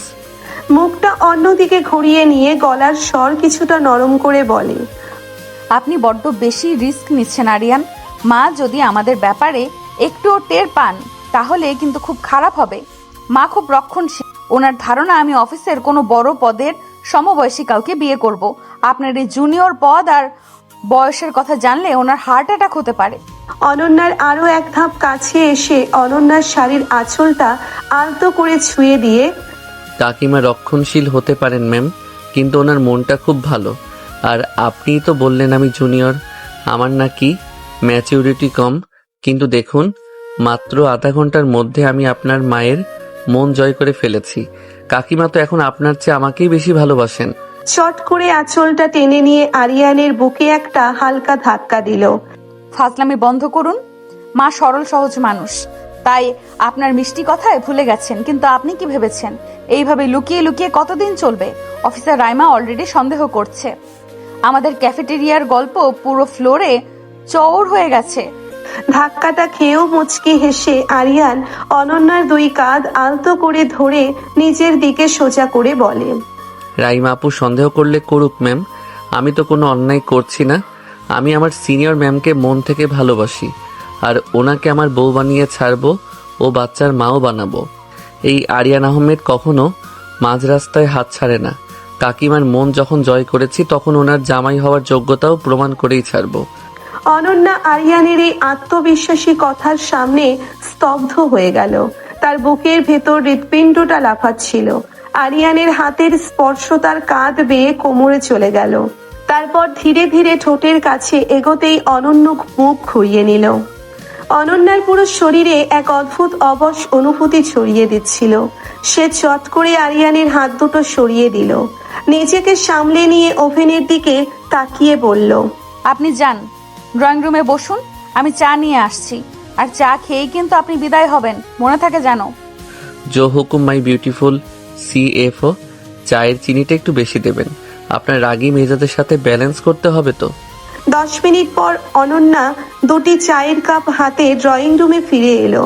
সে দেখলো আরিয়ান আর তার মা ততক্ষণে টেলিভিশনের খবর ছেড়ে কোনো একটা পুরনো পারিবারিক বিষয়ে বেশ মেতে উঠেছেন। আরিয়ান সোফিয়া বেগমের বাতের ব্যথার জন্য একটা চমৎকার ঘরোয়া তেলের রেসিপি বলে দিচ্ছে, আর সোফিয়া বেগম মন্ত্রমুগ্ধের মতো তা শুনছেন। সোফিয়া বেগম চায়ের কাপটা আরিয়ানের হাতে দিয়ে বলে, নে বাবা আরিয়ান, চা খা। অনন্যা চাটা ভালোই বানায়। আচ্ছা আরিয়ান, তোর বাসায় কে কে আছে রে বাবা? চায়ের কাপে চুমুক দিয়ে অত্যন্ত বিনয়ের সাথে বলে, কাকিমা, আমার বাবা রিটায়ার্ড সরকারি কর্মকর্তা, আর মা তো গৃহিণী। আমার একটা ছোট বোন আছে, ও এবার ইউনিভার্সিটিতে ভর্তি হয়েছে। আমরা খুব সাধারণ মধ্যবিত্ত পরিবারের কাকিমা। বাহ, খুব সুন্দর পরিবার তো। আজকালকার দিনে তোর মতো এত নম্র ভদ্র আর বড়দের সম্মান করা ছেলে পাওয়াই যায় না। অনন্যার অফিসের বাকি ছেলেগুলো তো কেমন যেন অহংকারী, কথাই বলতে চায় না। সোফায় বসে কফিতে চুমুক দিতে দিতে মায়ের কথা শুনে মনে মনে বলল, মা, তুমি যদি জানতে এই নম্র ছেলেটা অফিসে আমার সাথে কিভাবে ফ্লার্ট করে, তাহলে তুমি নিজেই ওকে বাড়ি থেকে বের করে দিতে। চা খাওয়া শেষ করে আরিয়ান ঘড়ির দিকে তাকালো। দুপুর 2:30 বাজে। এবার তাকে অফিসে ফিরতে হবে, না হলে বাকি কলিগরা সন্দেহ করতে পারে। সোফা থেকে উঠে দাঁড়িয়ে সোফিয়া বেগমের পা ছুঁয়ে সালাম করতে করতে বলে, কাকিমা, আজ তাহলে আসি। অফিসে আবার বিকেলের শিফটের কিছু কাজ বাকি আছে। ম্যাম তো আবার কাজে কোনো ভুল পছন্দ করেন না। লেট হলে আমার স্যালারি কেটে নেবেন। আরিয়ানের মাথায় হাত দিয়ে আশীর্বাদ করে। আচ্ছা বাবা, সাবধানে যাস। আর শোন, যখনই এই দিকে আসবি আমাদের বাসায় আসবি কিন্তু। অনন্যা তোকে অফিসে যতই বকুক তুই কিছু মনে করিস না। ও আসলে একাকিত্বে ভুগতে ভুগতে এমন হয়ে গেছে। অনন্যার দিকে এক নজর তাকিয়ে চোখ টিপে বলে, একদম মনে করব না কাকিমা। ম্যামের বকুনি তো আমার জন্য আশীর্বাদ। আসি ম্যাম, অফিসে দেখা হচ্ছে। আরিয়ান ফ্ল্যাট থেকে বের হয়ে যেতেই অনন্যা দরজাটা বন্ধ করে দিল। সে একটা দীর্ঘশ্বাস ফেলে মায়ের পাশে এসে বসলো। অনন্যার দিকে তাকিয়ে বেশ গম্ভীর গলায় বলে, দেখ অনন্যা, ছেলেটা কিন্তু হীরের টুকরো। বয়স হয়তো তোর চেয়ে একটু কমই হবে দেখতে, কিন্তু ওর ভেতরের পারিবারিক শিক্ষাটা দারুণ। আজকালকার যুগের ছেলেদের মধ্যে এই জিনিসটা দেখাই যায় না। তোর জন্য যদি এমন কোনো ছেলে পেতাম, আমি চোখ বন্ধ করে তোকে বিয়ে দিয়ে দিতাম। অনন্যা মায়ের কথা শুনে চমকে উঠল। সে চায়ের খালি কাপটার দিকে তাকিয়ে রইল। মায়ের অবচেতন মনের এই রায় কি তাদের ভবিষ্যতের কোনো ইঙ্গিত? আরিয়ান বয়সে ছোট হতে পারে, পদে ছোট হতে পারে, কিন্তু সে যেভাবে মাত্র এক দেখায় তার মায়ের মন জয় করে নিয়েছে তা কোনো সাধারণ ছেলের পক্ষে সম্ভব নয়। অনন্যা নিজের ঘরের জানালায় গিয়ে দাঁড়ালো। নিচে দেখা যাচ্ছে আরিয়ান তার স্পোর্টস বাইকটা স্টার্ট দিচ্ছে। বাইকে ওঠার আগে আরিয়ান একবার ওপরের দিকে তাকালো এবং অনন্যাকে জানালায় দাঁড়িয়ে থাকতে দেখে হাত নাড়লো। অনন্যাও নিজের অজান্তেই কাঁচের ওপার থেকে একটা আলতো হাত নাড়লো। তার মনে হলো সে ঝড়ের পূর্বাভাস সে প্রথম পর্বে পেয়েছিল তা এখন তার পারিবারিক জীবনেও প্রবেশ করতে শুরু করেছে। আর এই ঝড়ের গতি থামানোর ক্ষমতা কর্পোরেট সিএফ অনন্যা রায়হানের আর নেই। নেক্সট গ্লোবাল অফিসের 15 তলার ওপরে একটা চমৎকার ছাদ বাগান বা রুফটপ গার্ডেন আছে। অফিসের ক্লান্তি দূর করতে কর্মচারীরা মাঝে মাঝে এখানে আসে, তবে সন্ধ্যার এই সময়ে সাধারণত ছাদটা ফাঁকাই থাকে। অনন্যা রায়হান রুফটপের স্টিলের রেলিংটা ধরে দূর দিগন্তের দিকে তাকিয়ে দাঁড়িয়ে রয়। তার পরনের সুতি জামদানির শাড়ির আঁচলটা উত্তরের হালকা বাতাসে উঠছে। চোখের চশমাটা খুলে সে এক হাতে ধরে রেখেছে। আজ সারাদিন সে আরিয়ানের সাথে চোখ মেলাতে পারেনি। দুপুরের সেই পারিবারিক ঘটনার পর থেকে অনন্যার ভেতরের দ্বিধা দ্বন্দ্বগুলো এক বিশাল পাহাড়ের রূপ নিয়েছে। একদিকে তার দীর্ঘদিনের গড়া সামাজিক মর্যাদা, কেরিয়ারের অহংকার, আর অন্যদিকে একটা চনমনে নিঃস্বার্থ ভালোবাসার টান। এই দুয়ের মাঝে পড়ে তার মনটা আজ বড্ড ব্যাকুল। ঠিক তখনই পেছনে শুকনো পাতার ওপর কারো পায়ের আওয়াজ হলো। অনন্যাকে ঘুরে তাকাতে হলো না। বাতাসে ভেসে আসা চেনা পারফিউমের সুবাসই তাকে বলে দিল কে এসেছে। আরিয়ান এসে অনন্যার থেকে ঠিক এক হাত দূরত্ব বজায় রেখে রেলিংয়ে হাত দিয়ে দাঁড়ালো। তার চোখে আজ সেই চেনা দুষ্টুমিটা নেই, বরং এক অদ্ভুত শান্ত আর গভীর গাম্ভীর্য নেমে এসেছে। আরিয়ান সোজা সামনের দিকে তাকিয়ে খুব নরম অথচ স্পষ্ট গলায় বলে, ম্যাম, আজকে কোনো ফাইজলামি করতে আসিনি। কোনো জুনিয়র সেজে বসের মন ভালো করার বাহানাও নেই। আজ একটা কথা খুব সিরিয়াসলি বলতে চাই। একটু অবাক হয়ে আরিয়ানের প্রোফাইলের দিকে তাকিয়ে নিজের গলার স্বর স্বাভাবিক রাখার চেষ্টা করে বলে, বলুন আরিয়ান, হঠাৎ এত গম্ভীর কেন আপনি? অফিসে কোনো প্রবলেম হয়েছে নাকি ব্যালেন্স শিটে কোনো গোলমাল হলো? ধীরে ধীরে অনন্যার দিকে ঘুরে দাঁড়িয়ে অনন্যার চোখের দিকে সোজা তাকিয়ে বলল, না ম্যাম, অফিসের কোনো গোলমাল হয়নি। গোলমালটা আমার ভেতরে হয়েছে। আজ কাকিমার সামনে যখন দাঁড়িয়েছিলাম তখন আমার মনে হয়েছে আমি যদি আজকেও নিজেকে লুকিয়ে রাখি তাহলে হয়তো আমি নিজের সাথে আর আপনার সাথে অন্যায় করব। এই বলে আরিয়ান একটু ইতস্তত করলো। তারপর অত্যন্ত সাহসের সাথে এগিয়ে এসে অনন্যার নরম হাতটা নিজের দুই হাতের তালুর মাঝে তুলে নিল। অনন্যা চমকে উঠল।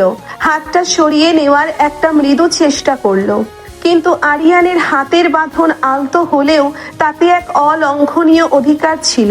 অনন্যার চোখের গভীরে নিজের দৃষ্টি ডুবিয়ে দিয়ে বলে, আমি জানি আমি আপনার চেয়ে বয়সে ছোট অনন্যা, পদেও ছোট, স্যালারিতেও ছোট। এই কর্পোরেট দুনিয়ায় আপনার যে স্ট্যাটাস তার ধারে কাছে যাওয়ার যোগ্যতাও হয়তো আমার এই মুহূর্তে নেই। কিন্তু বিশ্বাস করুন, আমার এই ভালোবাসাটা কোনো দিক থেকে ছোট নয়। আমি আপনাকে ভালোবাসি অনন্যা, কোনো অফিসের বসের খাতিরে নয়, কোনো সাময়িক মোহ থেকে নয়। একজন সম্পূর্ণ নারী হিসেবে আমি আপনাকে আমার জীবনের শেষ দিন পর্যন্ত পাশে চাই। আরিয়ানের মুখ থেকে সরাসরি নিজের নামটা শুনে অনন্যার বুকের ভেতর যেন একটা শক্তিশালী ভূমিকম্প হয়ে গেল। এতদিন সে আরিয়ানকে আপনি বলে সম্বোধন করলেও আরিয়ান তাকে সবসময় ম্যাম বলেই ডেকে এসেছে। আজ প্রথমবার আরিয়ানের মুখে অনন্যা ডাকটা তার কান ভেদ করে সরাসরি মগজে গিয়ে আঘাত করলো। অনন্যার চোখ দুটো ছলছল করে উঠল। সে জোর করে নিজের হাতটা আরিয়ানের কাছ থেকে ছাড়িয়ে নিল এবং উল্টে ঘুরে দাঁড়ালো যাতে আরিয়ান তার চোখের জল দেখতে না পায়। কাঁপানো গলায় অনন্যা নিজেকে শক্ত করার আপ্রাণ চেষ্টা করে। আরিয়ান, আপনি কি পাগল হয়েছেন? আপনি কি বুঝতে পারছেন আপনি কি বলছেন আর কার সাথে কথা বলছেন? সমাজ কি বলবে সেটা একবারও ভেবেছেন? অফিসের লোক যদি জানতে পারে আমাদের এই ক্যারিয়ার, এই রেপুটেশন সব এক নিমেষে শেষ হয়ে যাবে। লোকে বলবে একটা সিনিয়র মেয়ে তার জুনিয়র ছেলেকে ফাঁদে ফেলেছে। আমাদের বয়সের ডিফারেন্সটা বোঝেন আপনি? 5 বছরের ছোট আপনি আমার থেকে। অনন্যা ঠিক পেছনে এসে দাঁড়িয়ে তার কাঁধের খুব কাছাকাছি নিজের মুখটা এনে নিচু স্বরে বলে, সমাজকে আমাদের সুখ দুঃখের হিসাব রাখে অনন্যা। আমরা যখন একাকিত্বে ভুগি, সমাজ কি এসে আমাদের পাশে বসে? সমাজ আমাদের সংসার চালাবে না। আর বয়সের ডিফারেন্সটা তো শুধু ক্যালেন্ডারের পাতায় কয়েকটা সংখ্যার তারতম্য। হৃদয়ের ক্যালেন্ডারে তো আমরা দুজনেই এক বসন্তে এক মোহনায় দাঁড়িয়ে আছি। আপনি বাইরে থেকে যতই নিয়মের দেয়াল তুলুন না কেন, আমি জানি এই দেয়ালের ওপারে একটা মন আছে যা আমার জন্য কাঁদে। অনন্যা চুপ করে রইল। তার চোখ দিয়ে এক ফোঁটা অশ্রু গাল বেয়ে নিচে গড়িয়ে পড়ল। অনন্যাকে নিচের দিকে আলতো করে ঘুরিয়ে তার গাল থেকে অশ্রুটা নিজের আঙ্গুল দিয়ে মুছে দিয়ে, সত্যি করে বলুন তো অনন্যা, আপনার কি আমার জন্য সত্যি কিছুই মনে হয় না? এই যে আমি রোজ লেট করি, রোজ আপনার বকুনি খাই, আপনার টেবিলে কফির কাপ রাখি, এগুলো কি আপনার মনে কোনো দোলা দেয় না? এই যে হুটহাট আপনাকে ছুঁয়ে দেই, আপনার কি মনে অস্থিরতা জাগে না? যদি আপনার মনে আমার জন্য বিন্দুমাত্র জায়গা না থাকে, আপনি আজই আমাকে এই চাকরি থেকে ফায়ার করে দিন। আমি আর কখনো আপনার সামনে আসব না। কিন্তু যদি মনে বিন্দুমাত্র ভালোবাসা থাকে, তবে এই সমাজের ভয় পেয়ে নিজেকে কষ্ট দেবেন না। অনন্যা আরিয়ানের এই তীব্র ভালোবাসার আকুতির সামনে নিজের সব আত্মরক্ষা হারিয়ে ফেলল। সে আরিয়ানের চোখের দিকে তাকালো। সেই চোখে কোনো চপলতা নেই, আছে কেবল এক সমুদ্র পরিমাণ সততা আর আশ্রয়।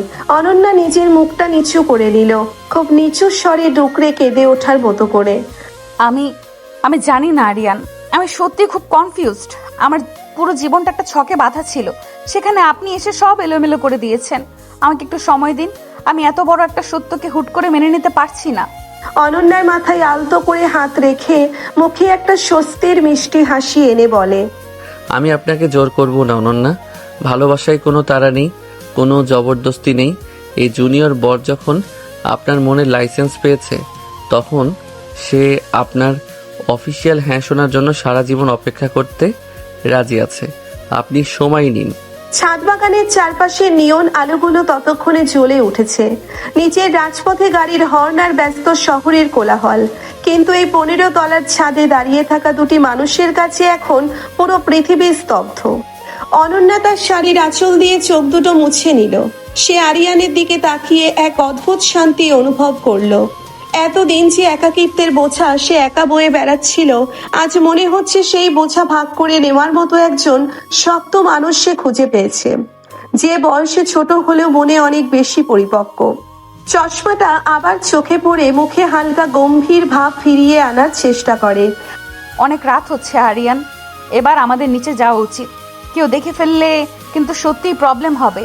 আবার তার সেই চেনা দুষ্টু হাসিতে ফিরে গিয়ে হাত দুটো পকেটে পুরে বলে ওঠে, জো হুকুম সিএফও ম্যাম। তবে একটা কথা বলবো। আবার কি? আজ প্রথমবার আপনাকে অনন্যা বলে ডেকেছি। নামটা কিন্তু আপনার মতোই ভীষণ সুন্দর। মনে হচ্ছিল কোনো স্বর্গের অপ্সরাকে ডাকছি। মুখ চেপে হেসে ফেলে। আরিয়ানের বুকে নিজের ফাইলটা দিয়ে একটা হালকা ধাক্কা দিয়ে, ফাজিল ছেলে একটা, যান বলছি নিচে যান। কাল সকালের অডিট রিপোর্ট যদি টাইমে রেডি না পাই, তবে সত্যি স্যালারি কাটবো। তখন আর অনন্যা ডেকেও লাভ হবে না। Yes ma'am. বসের হুকুম শিরোধার্য। রিপোর্টের পাতায় পাতায় ভালোবাসার ডেটা এন্ট্রি করে কাল সকালে আপনার টেবিলে হাজির করব।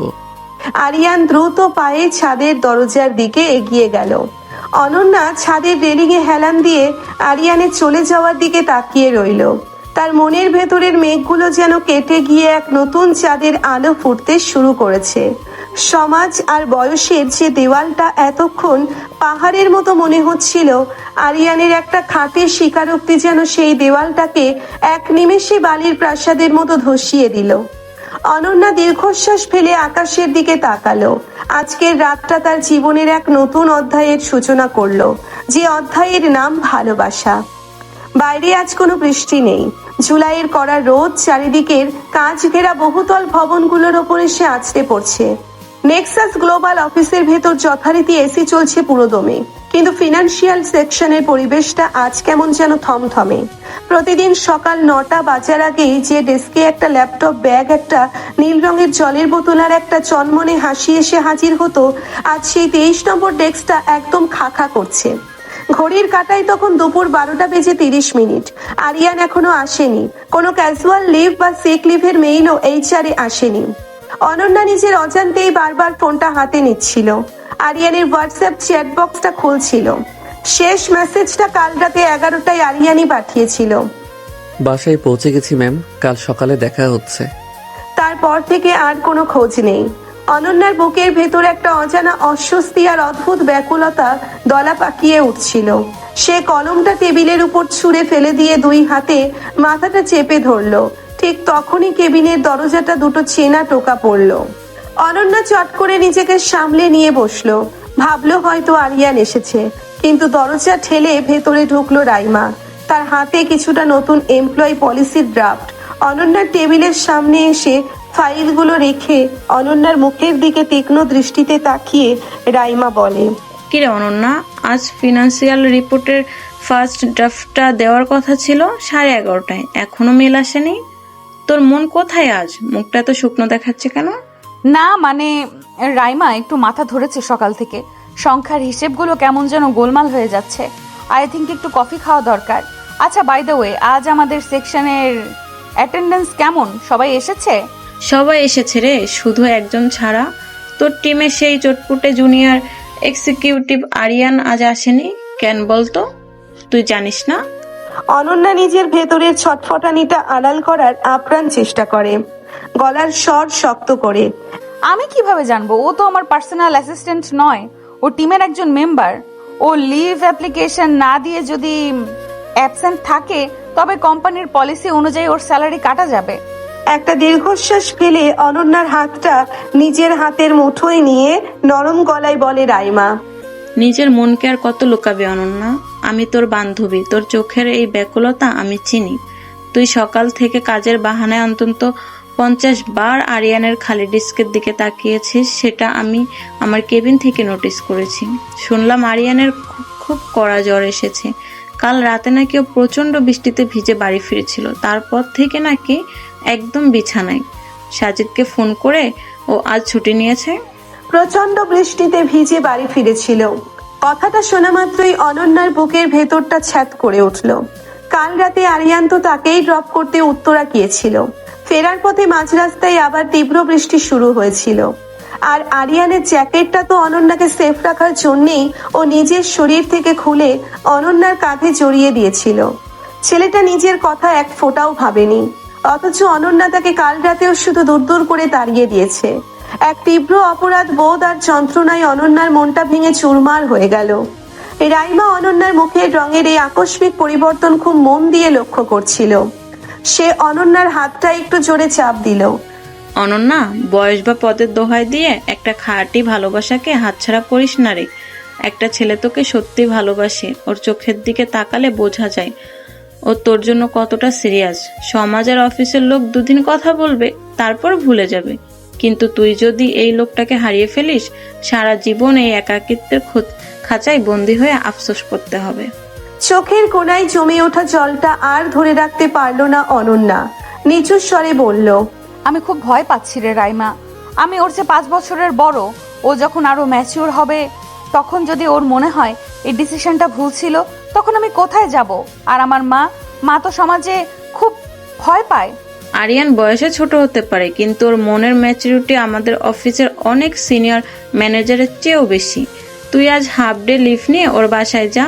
ও অসুস্থ, এই সময় ওর পাশে থাকাটা সবচেয়ে বড় ওষুধ হবে। অফিসের কাজ আমি ম্যানেজ করে নিব, যা। অনন্যা আর এক মুহূর্ত দ্বিধা করলো না।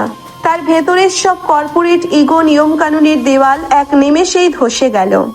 সে দ্রুত ল্যাপটপটা লক করলো, ব্যাগটা তুলে নিল এবং রাইমাকে একটা কৃতজ্ঞতার পলক দিয়ে কেবিন থেকে প্রায় দৌড়ে বের হয়ে গেল।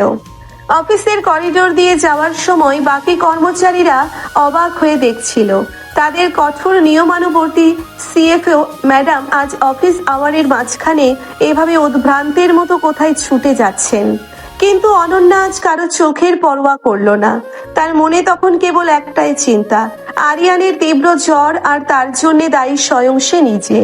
অনন্যা যখন নিজের গাড়ির ড্রাইভিং সিটে বসলো তখন তার হাত দুটো কাঁপছিল।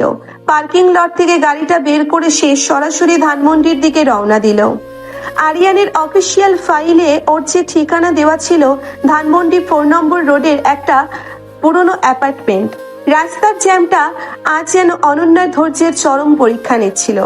প্রতিটা রেড সিগন্যালে গাড়ি থামলে অনন্যার মনে হচ্ছিল সে যেন এক একটা যুগ পার করছে। সে বারবার স্টিয়ারিং এ হাত চাপড়াচ্ছিল আর নিজের মনেই বলছিল, আরিয়ান প্লিজ ভালো থাকুন, আপনার কিছু হলে আমি নিজেকে ক্ষমা করতে পারবো না। এতদিন যে ভালোবাসাটাকে সে নিজের মনের অবচেতনে চেপে রেখেছিল, এই কয়েক ঘন্টার দূরত্ব আর আরিয়ানের অসুস্থতার খবর যেন তাকে পুরোপুরি স্পষ্ট করে দিল। সে আরিয়ানকে ভালোবেসে ফেলেছে প্রচন্ড ভাবে, কোনো শর্ত ছাড়া। এই দূরত্বটাই তাকে বুঝিয়ে দিল আরিয়ান তার জীবনে কতটা জায়গা জুড়ে বসে আছে। আরিয়ানের এই হাসি মুখ, ওই মিষ্টি বকুনি খাওয়ার বাহানা, আর তার কাঁধে হাত রাখার ভরসা, এগুলো ছাড়া অনন্যা রাইহানের পুরো জীবনটাই এখন একদম মরুভূমির মতো শুষ্ক। ধানমন্ডির 4 নম্বর রোডের ওই পুরনো অ্যাপার্টমেন্ট বিল্ডিং এর 3 তলার 7 নম্বর ফ্ল্যাট। অনন্যা দরজায় আলতো ধাক্কা দিতেই কাঠগোলাপের একটা হালকা সুবাস আর ডেটল স্যাভলনের তীব্র গন্ধ একসঙ্গে তার নাকে এসে লাগলো। ফ্ল্যাটের ভেতরটা বেশ শান্ত, মধ্যবিত্ত পরিবারের একটা চিরচেনা স্নিগ্ধ আবেশ চারিদিকে। আরিয়ানের বাবা মা হয়তো কোনো দরকারে বাইরে গেছেন, কিংবা হয়তো অন্য কোনো ঘরে আছেন। অনন্যা অত্যন্ত ধীর পায়ে করিডোর পার হয়ে আরিয়ানের ঘরের সামনে এসে দাঁড়ালো। ঘরের দরজাটা খোলাই ছিল, ভেতরে পর্দাগুলো টানা, যার কারণে দুপুরের চড়া রোদটা ঘরের ভেতর ঢুকতে পারছে না। একটা নীলচে আলো আঁধারির মায়াবী পরিবেশ তৈরি হয়েছে। ঘরের দেওয়াল জুড়ে আরিয়ানের ইউনিভার্সিটির কিছু গ্রুপ ছবি, একটা গিটার আর এক কোনায় বইয়ের তাক। আর ঠিক ঘরের মাঝখানের সিঙ্গেল খাটটাতে কম্বল মুড়ি দিয়ে শুয়ে আছে আরিয়ান। চনমনে সাদা চঞ্চল ছেলেটা আজ কেন যেন কুঁকড়ে শুয়ে আছে। তার ঠোঁট দুটো শুকিয়ে সাদা হয়ে গেছে, আর ফর্সা কপালটা জ্বরের তীব্রতায় লালচে হয়ে উঠেছে। অনন্যা আর এক সেকেন্ডও দাঁড়িয়ে থাকতে পারলো না। তার ভেতরের সব দ্বিধা এক নিমেষে কর্পূরের মতো উড়ে গেল। সে তার দামি লেদার ব্যাগটা একপাশে টেবিলের উপর রেখে দ্রুত আরিয়ানের খাটের পাশে এসে বসলো। নিজের ডান হাতটা বাড়িয়ে সে আরিয়ানের কপালে রাখলো। হাতটা রাখা মাত্রই অনন্যা চমকে উঠলো। শরীরটা যেন আস্ত একটা জ্বলন্ত চুল্লি। 103 বা 104 ডিগ্রির নিচে জ্বর হবে না কোনোভাবেই। অনন্যার বুকের ভেতরটা এক তীব্র যন্ত্রণায় মুচড়ে উঠল। কাল রাতে এই ছেলেটা নিজের জ্যাকেটটা তার গায়ে না জড়িয়ে দিলে আজ এই অবস্থা হতো না। অনন্যার চোখের কোণ দিয়ে এক ফোঁটা অশ্রুটুক করে আরিয়ানের হাতের ওপর দিয়ে পড়ল। গরম জলের ছোঁয়া পেয়ে আরিয়ান ধীরে ধীরে তার ভারী চোখের পাতা দুটো মেলল। জ্বরের ঘোরে তার চোখ দুটো ঝাপসা, কিন্তু সামনে বসা চেনা অবয়বটাকে চিনতে তার এক মুহূর্ত সময় লাগলো না। আরিয়ান অত্যন্ত দুর্বল ভাঙা গলায় ঠোঁটের কোণে সেই চিরচেনা ক্ষীণ হাসি ফুটিয়ে বলল, ম্যাম, আমি কি জ্বরের ঘোরে কোনো অলীক স্বপ্ন দেখছি, নাকি সত্যি সত্যি আমার রূপবতী বসের আগমন ঘটেছে এই গরিবের কুটিরে? ওরে বাবা, আজ কি তবে আমার অফিসে লেট করার ফাইন নিতে আপনি সরাসরি আমার বাড়িতে চলে এলেন? চোখের জলটা আর আড়াল না করে আরিয়ানের কপালে হাত রেখে এই ধমকের সুরে, চুপ করুন একদম আরিয়ান। শরীরটার এই অবস্থা করে বসে আছেন, 104 ডিগ্রি জ্বর গায়ে নিয়ে শুয়ে আছেন, আর এখনো আপনার ফাজলামি কমছে না। কেন নিজের খেয়াল রাখেন না আপনি? কাল রাতে কেন নিজের জ্যাকেটটা আমাকে দিতে গেলেন? আমি কি এতই দুর্বল ছিলাম? ধীরে ধীরে কম্বলের নিচ থেকে নিচের তপ্ত হাতটা বের করে অনন্যার কাঁপা হাতটার উপর রেখে আলতো করে চেপে বলে, আপনি দুর্বল নন ম্যাম, আপনি তো আমার ঘরের লক্ষ্মী, আমার অফিসের বস। আপনাকে এক ফোঁটা বৃষ্টির জল থেকে বাঁচানোটা যে আমার এই জীবনের সবচেয়ে বড় প্রজেক্ট ছিল। এই জ্বরের ঘোরেও আপনার এই ঠান্ডা হাতের ছোঁয়াটা যে কত বড় শান্তির তা আমি আপনাকে বোঝাতে পারবো না। অনন্যা, এখন মনে হচ্ছে এই জ্বরটা যেন আর কখনো না কমে। আপনি এইভাবে পাশে বসে থাকলে আমি সারা জীবন অসুস্থ থাকতে রাজি আছি। অনন্যা নিজেকে ধরে রাখতে পারল না। আরিয়ানের এই চরম অসুস্থতার মাঝেও তার প্রতি এই অকৃত্রিম নিঃস্বার্থ ভালোবাসা দেখে তার ভেতরের সমস্ত বাঁধ ভেঙে গেল। সে ডুকরে কেঁদে উঠে আরিয়ানের বুকের উপর মাথাটা সঁপে দিল। তার চোখের জলে আরিয়ানের সুতি শার্টের সামনের অংশটা ভিজে যেতে লাগলো। আরিয়ান প্রথমটাই একটু চমকে গেল, তারপর এক অদ্ভুত পরম শান্তিতে তার নিচের হাতটা অনন্যার পিঠের ওপর রাখলো। সে আলতো করে অনন্যার চুলে বিলি কেটে দিতে লাগলো। আমি খুব ভয় পেয়ে গেছিলাম আরিয়ান। রাইমার মুখে যখন শুনলাম আপনার এত জ্বর, আমার মনে হচ্ছিল আমার চারপাশের পুরো পৃথিবীটা এক নিমেষে স্তব্ধ হয়ে গেছে। আমি ফাইলের একটা সংখ্যাও মেলাতে পারছিলাম না। প্লিজ আর কখনো নিজের শরীরকে এভাবে কষ্ট দিবেন না। আমি আমি আপনাকে ছাড়া কিছুই ভাবতে পারছি না। অনন্যার মুখটা নিচের দুই হাতের মুঠোয় তুলে ধরে তার চোখের দিকে তাকিয়ে মুচকি হাসলো। তারপরে বলল, তার মানে সিনিয়র সিএফও ম্যাডাম শেষ পর্যন্ত তার এই ক্যাজুয়াল জুনিয়র বরের প্রেমে পড়েই গেলেন। আর কোনো নিয়মের দেয়াল, কোনো বয়সের হিসাব বাকি রইল না তো ম্যাম? আরিয়ানের চোখে চোখ রেখে চোখের জল মুছে দিয়ে মৃদু হেসে বলল, হ্যাঁ, পড়ে গেছি, প্রচণ্ডভাবে পড়ে গেছি। আর কোনো সমাজ, কোনো নিয়ম, কোনো সিনিয়রিটির বেড়াজাল আমি মানতে চাই না। আপনি বয়সে ছোট হতে পারেন আরিয়ান, কিন্তু আপনার এই ভালোবাসার গভীরতা আমার সমস্ত অহংকারকে ধুলোয় মিশিয়ে দিয়েছে। আপনি তাড়াতাড়ি সুস্থ হয়ে উঠুন, আমি আপনাকে আর কোথাও যেতে দিব না। আরিয়ান অনন্যার মুখে এই প্রথমবার সরাসরি ভালোবাসার পূর্ণাঙ্গ স্বীকারোক্তি শুনে যেন এক স্বর্গীয় সুখ অনুভব করলো।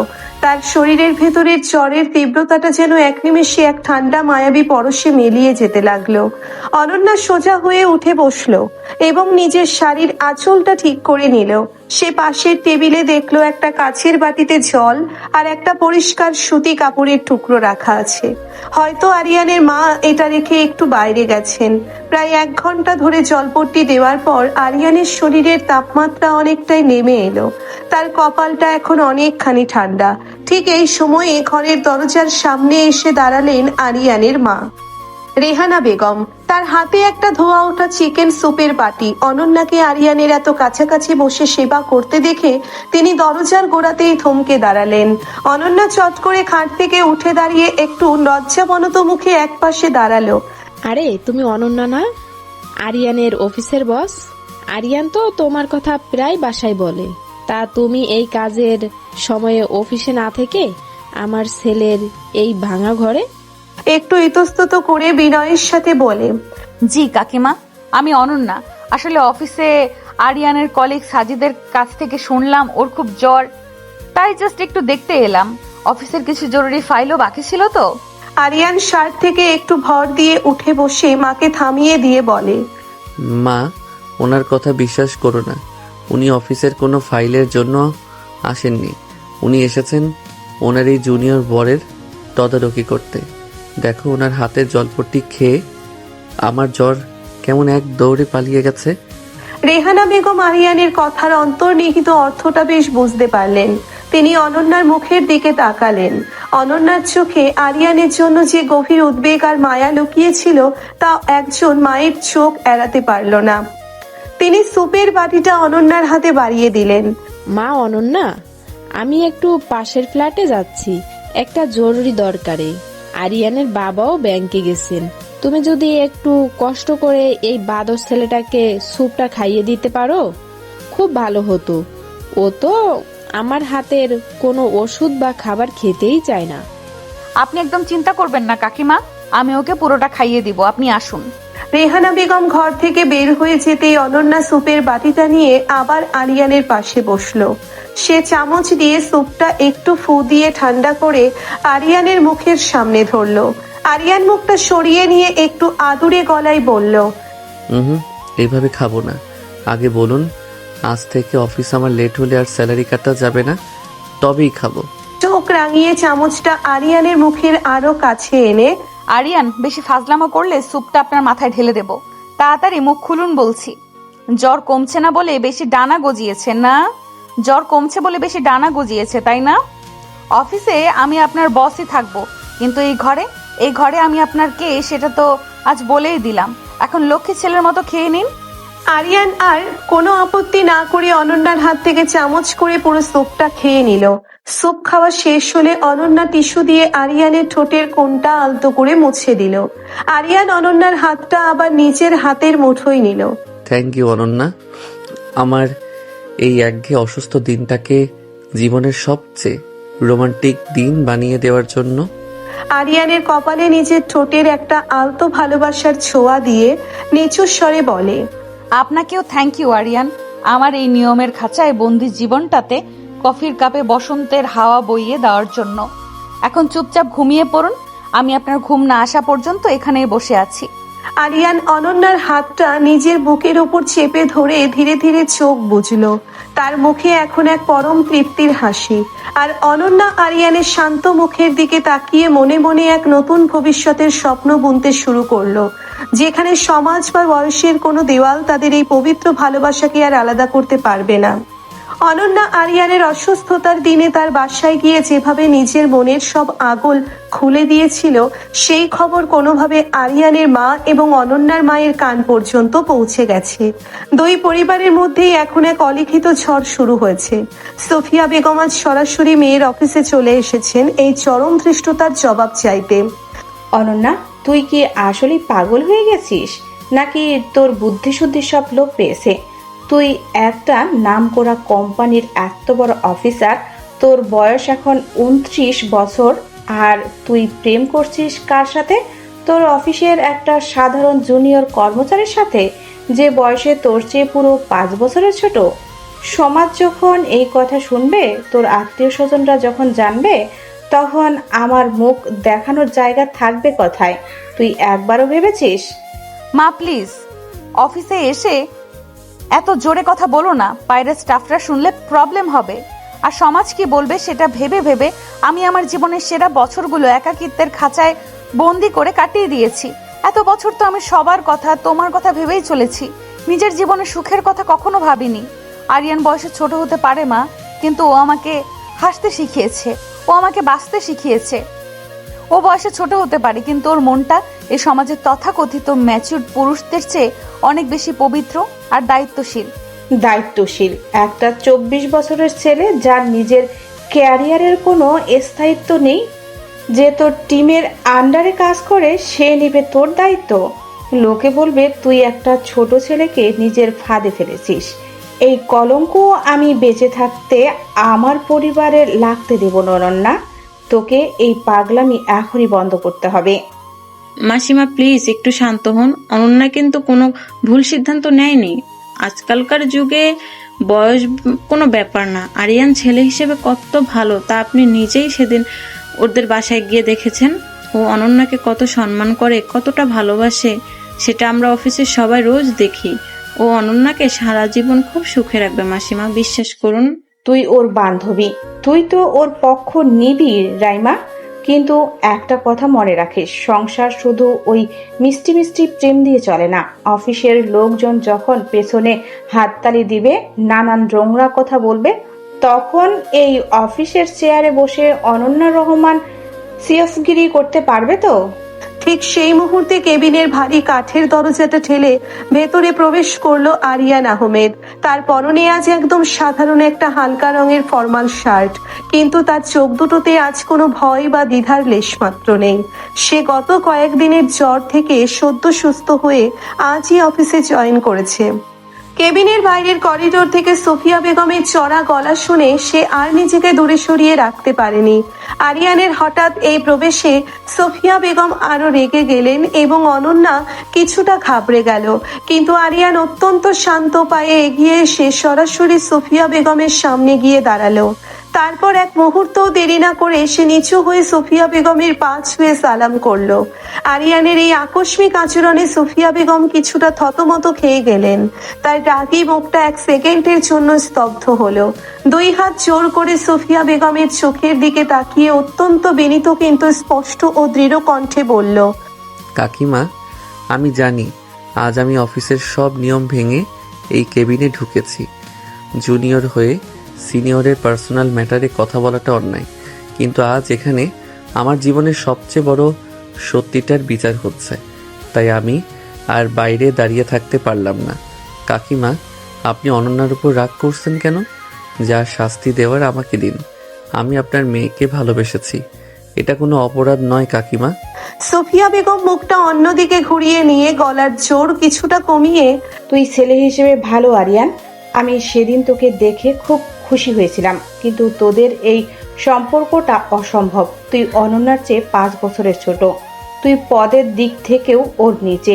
অফিসের লোক যখন তোদের নিয়ে হাসাহাসি করবে তখন তোদের এই ভালোবাসা কথায় গিয়ে দাঁড়াবে।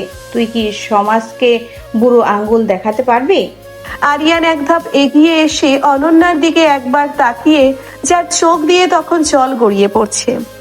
কাকিমা, অফিসের লোক বা সমাজ আমাদের জীবনের সবচেয়ে কঠিন দিনগুলোতে এসে আমাদের পাশে বসে না। তারা শুধু 2 দিন মুখরোচক গল্প বানাবে, তারপর নতুন কোনো গল্প পেয়ে আমাদের ভুলে যাবে। কিন্তু আমি অনন্যাকে 2 দিনের জন্য ভালোবাসিনি কাকিমা। আমি ওনাকে আমার জীবনের শেষ নিঃশ্বাস পর্যন্ত আগলে রাখার প্রতিজ্ঞা করেছি। আপনি বয়সের কথা বলছেন? বয়স তো কেবল ক্যালেন্ডারের পাতায় কয়েকটা সংখ্যার হিসাব।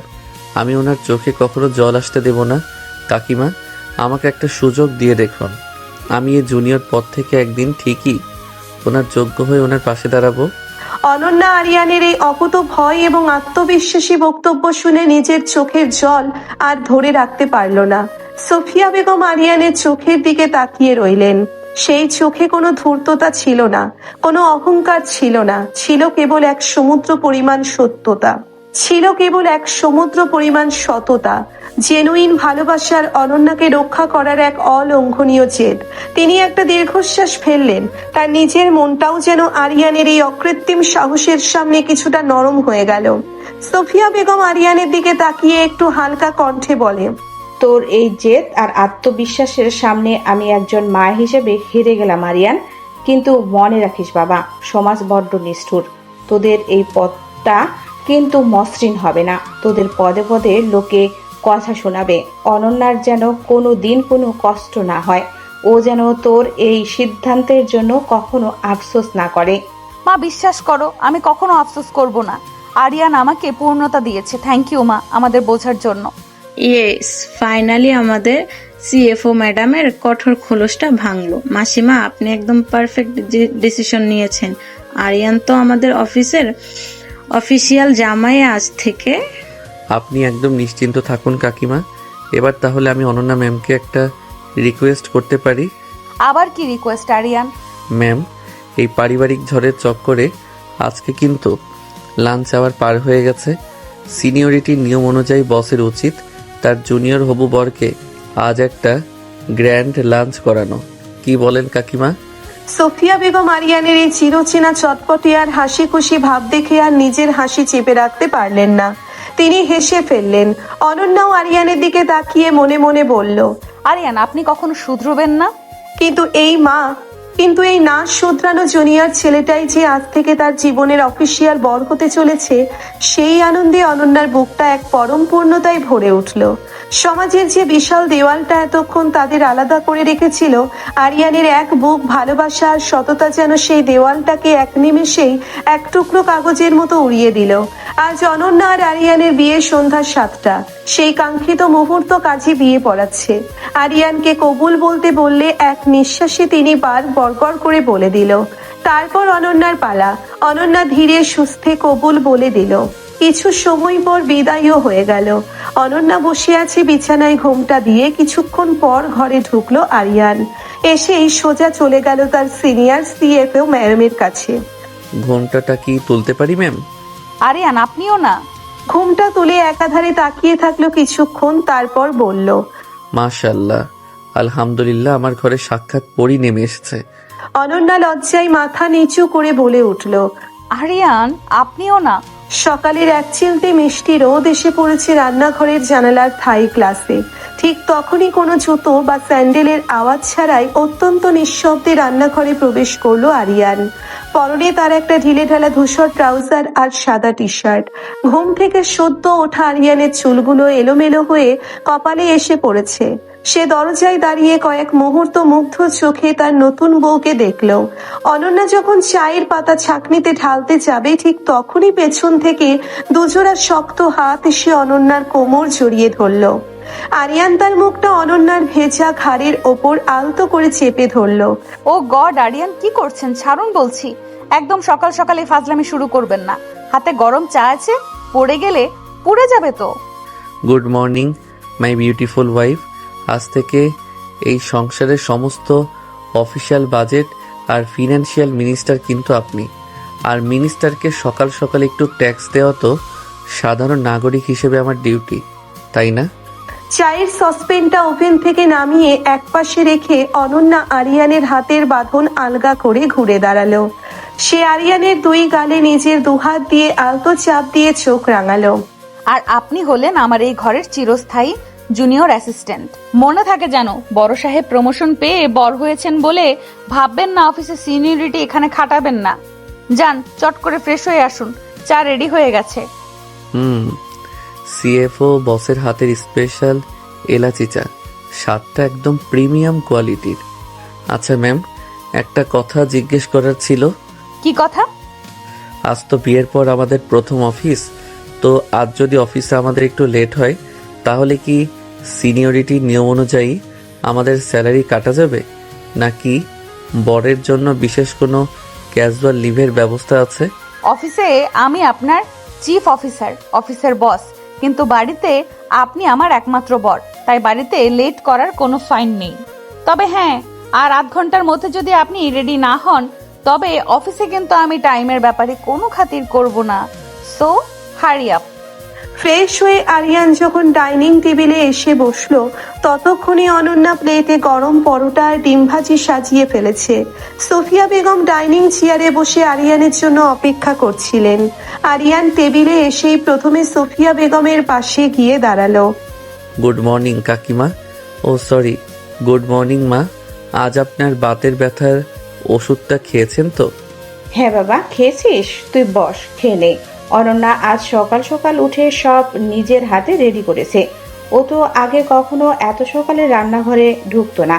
তোর ভালোবাসায় আমার মেয়েটাকে একদম বদলে দিল রে বাবা। মা, তুমি কি সব সময় তোমার জামাইয়ের পক্ষই নিবে? আমি যে এত বছর ধরে সকাল সন্ধ্যা খাটলাম সেটার কোনো ক্রেডিট নেই। আর আরিয়ান তো একটা আস্ত ফাঁকিবাজ, ও তো শুধু মিষ্টি কথায় সবাইকে পটিয়ে ফেলে। দেখলে মা, আজ বিয়ের মাত্র দ্বিতীয় দিন আর ম্যাম এখনই আমার নামে বানোয়াট কমপ্লেন দিচ্ছেন। অফিসেও ওনার এই এক স্বভাব, সারাক্ষণ আমার ফাইলের খুঁত ধরেন। অনন্যা, তুই একদম আমার বাবাকে বকবি না। আরিয়ান, তুই একদম চিন্তা করিস না। ও যদি অফিসে তোকে বেশি খাটায় তুই বাড়ি চলে আসবি। আমি তোকে মজার মজার রান্না করে খাওয়াবো। অনন্যা নিজের মা আর বরের এই খুনসুটি দেখে ভেতরে ভেতরে এক পরম তৃপ্তি অনুভব করলো। যে মা একদিন এই সম্পর্কের ঘোর বিরোধী ছিলেন, আজ সে আরিয়ানকে নিজের ছেলের মতো ভালোবাসছে। এই পরিবারে আরিয়ানের প্রবেশ যেন এক অদ্ভুত ইতিবাচক হাওয়া নিয়ে এসেছে। অনন্যা আরিয়ানের দিকে তাকালো। আরিয়ান খুব মন দিয়ে পরোটা খাচ্ছে আর মায়ের সাথে কথা বলছে। এই ছেলেটার মাঝে সে তার জীবনের সবটুকু নিরাপত্তা খুঁজে পেয়েছে। ঘড়ির কাঁটায় তখন ঠিক সকাল 9:10। নেক্সাস গ্লোবাল অফিসের পার্কিং লটে আরিয়ানের স্পোর্টস বাইকটা এসে থামলো। আজ অনন্যা নিজের গাড়িটা বাড়িতেই রেখে এসেছে। সে আরিয়ানের বাইকের পেছনে বসেই অফিসে এসেছে। তারা যখন একসাথে লিফট দিয়ে 15 তলার ফিনান্সিয়াল সেকশনে ঢুকলো তখন পুরো ফ্লোরের কর্মচারীদের চোখ তাদের দিকে আটকে গেল। সবাই জানতো সিএফও ম্যাডাম অনন্যা রাইহান আর জুনিয়র আরিয়ানের বিয়ের কথা, কিন্তু আজ অফিসিয়ালি তাদের একসাথে নতুন বিবাহিত যুগল হিসেবে অফিসে ঢুকতে দেখে চারিদিকে একটা মৃদু গুঞ্জন আর হাসির রোল পড়ে গেল। আরিয়ানের বন্ধু সাজিদ আর অনন্যার বান্ধবী রাইমা করিডোরেই দাঁড়িয়েছিল। কিরে দোস্ত, সেই বিয়ে করেই ছাড়লি? আজ থেকে তুই তো অফিসিয়ালি বসের ঘরের মানুষ। এখন থেকে আমাদের প্রফেশনালি ফাইলগুলো একটু তাড়াতাড়ি সাইন করে দিস ভাই। ধুর বোকা, ঘরের হিসাব আর অফিসের হিসাব আলাদা। অফিসে ম্যাম এখনো আমার বস, একটু ভুল হলেই আমার স্যালারি নট হয়ে যাবে। এদিকে রাইমা অনন্যাকে একপাশে টেনে নিয়ে গেল। সে অনন্যার সিঁথির সিঁদুর আর হাতের নতুন চুড়িগুলো দেখে চোখের জল ধরে রাখতে পারলো না। আজ তোকে পৃথিবীর সবচেয়ে সুখী মেয়ে লাগছে রে অনন্যা। আমি খুব খুশি। তোদের এই নতুন নিয়মের সংসার যেন সারা জীবন এমন মিষ্টি থাকে। থ্যাঙ্কস রাইমা, তোর ওই দিনের সেই ধাক্কাটা না থাকলে আমি হয়তো আজীবন ওই একাকিত্বের খাঁচাতেই বন্দি থাকতাম।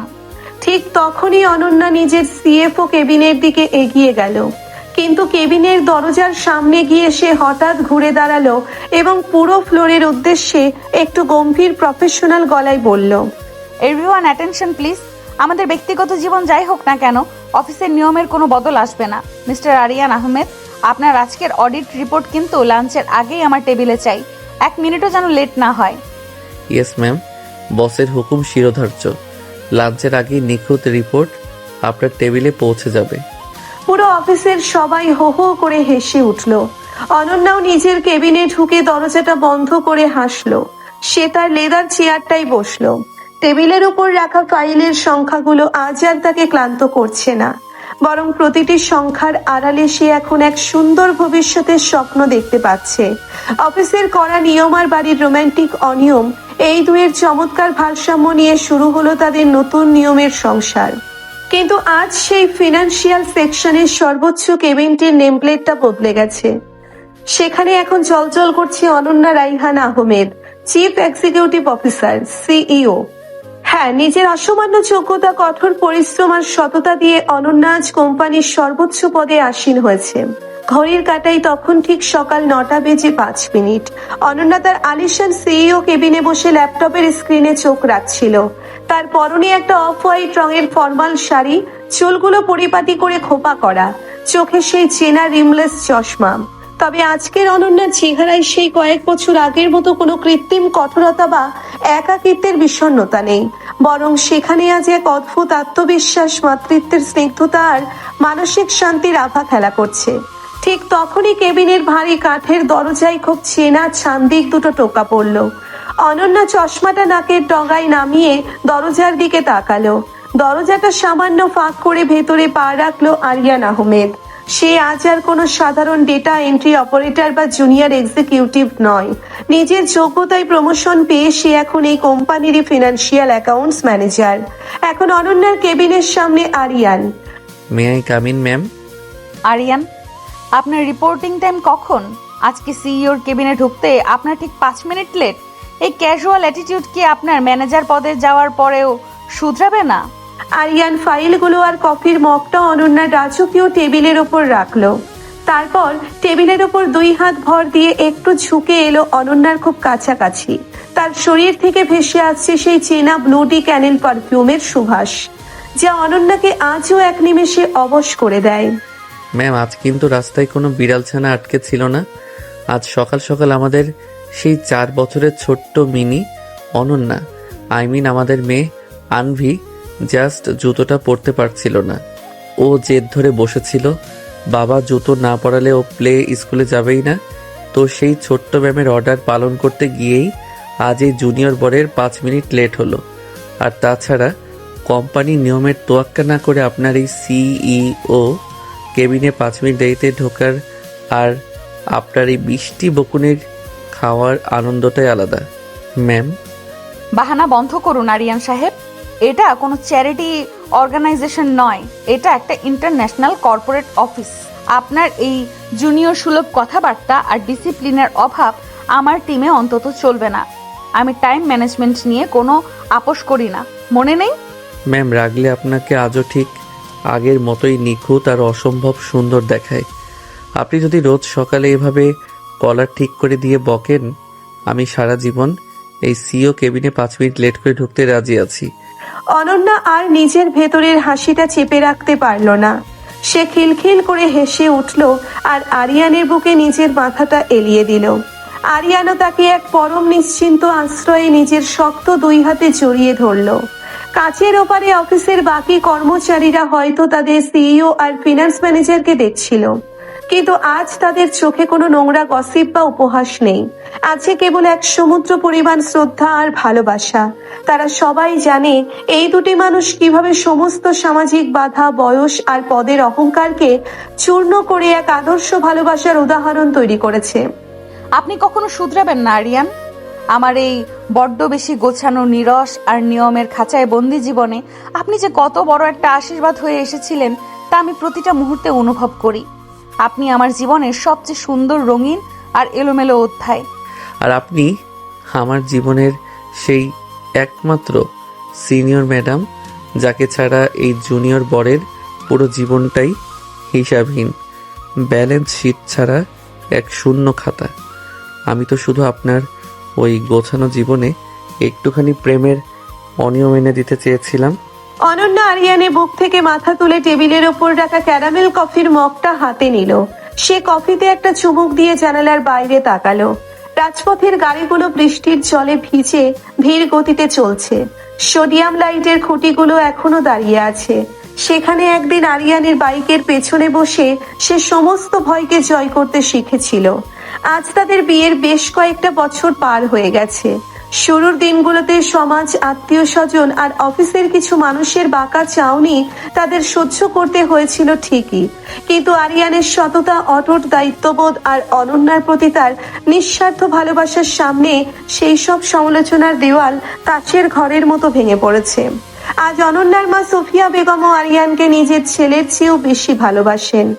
আরিয়ান প্রমাণ করে দিয়েছে যে একটা সম্পর্ক টিকিয়ে রাখার জন্য বয়সের পরিপক্কতার চেয়ে মনের পবিত্রতা আর ভালোবাসার গভীরতা অনেক বেশি প্রয়োজন। দেখেছেন আরিয়ান, আজকের দিনটা ঠিক আমাদের শুরুর দিনটার মতোই মায়াবী। সেই একই বৃষ্টি, একই 5 মিনিটের লেট, আর আপনার মুখে সেই একই বাহানা। মিল তো থাকবে অনন্যা, কারণ আমাদের এই গল্পের শুরুটা যেখানে হয়েছিল শেষটাও ঠিক সেখানে এসে একাকার হয়ে গেছে। আমরা তো আসলে একটা বৃত্তের মতো, যার শুরু আর শেষের মাঝে কোনো দূরত্ব থাকে না। অনন্যা আরিয়ানের দিকে ফিরে তাকালো। তার চোখের রিমলেস চশমার আড়ালে আজ এক চরম তৃপ্তির অশ্রু চিকচিক করছে। সে আরিয়ানের হাতটা নিজের গালের কাছে এনে ছোঁয়ালো।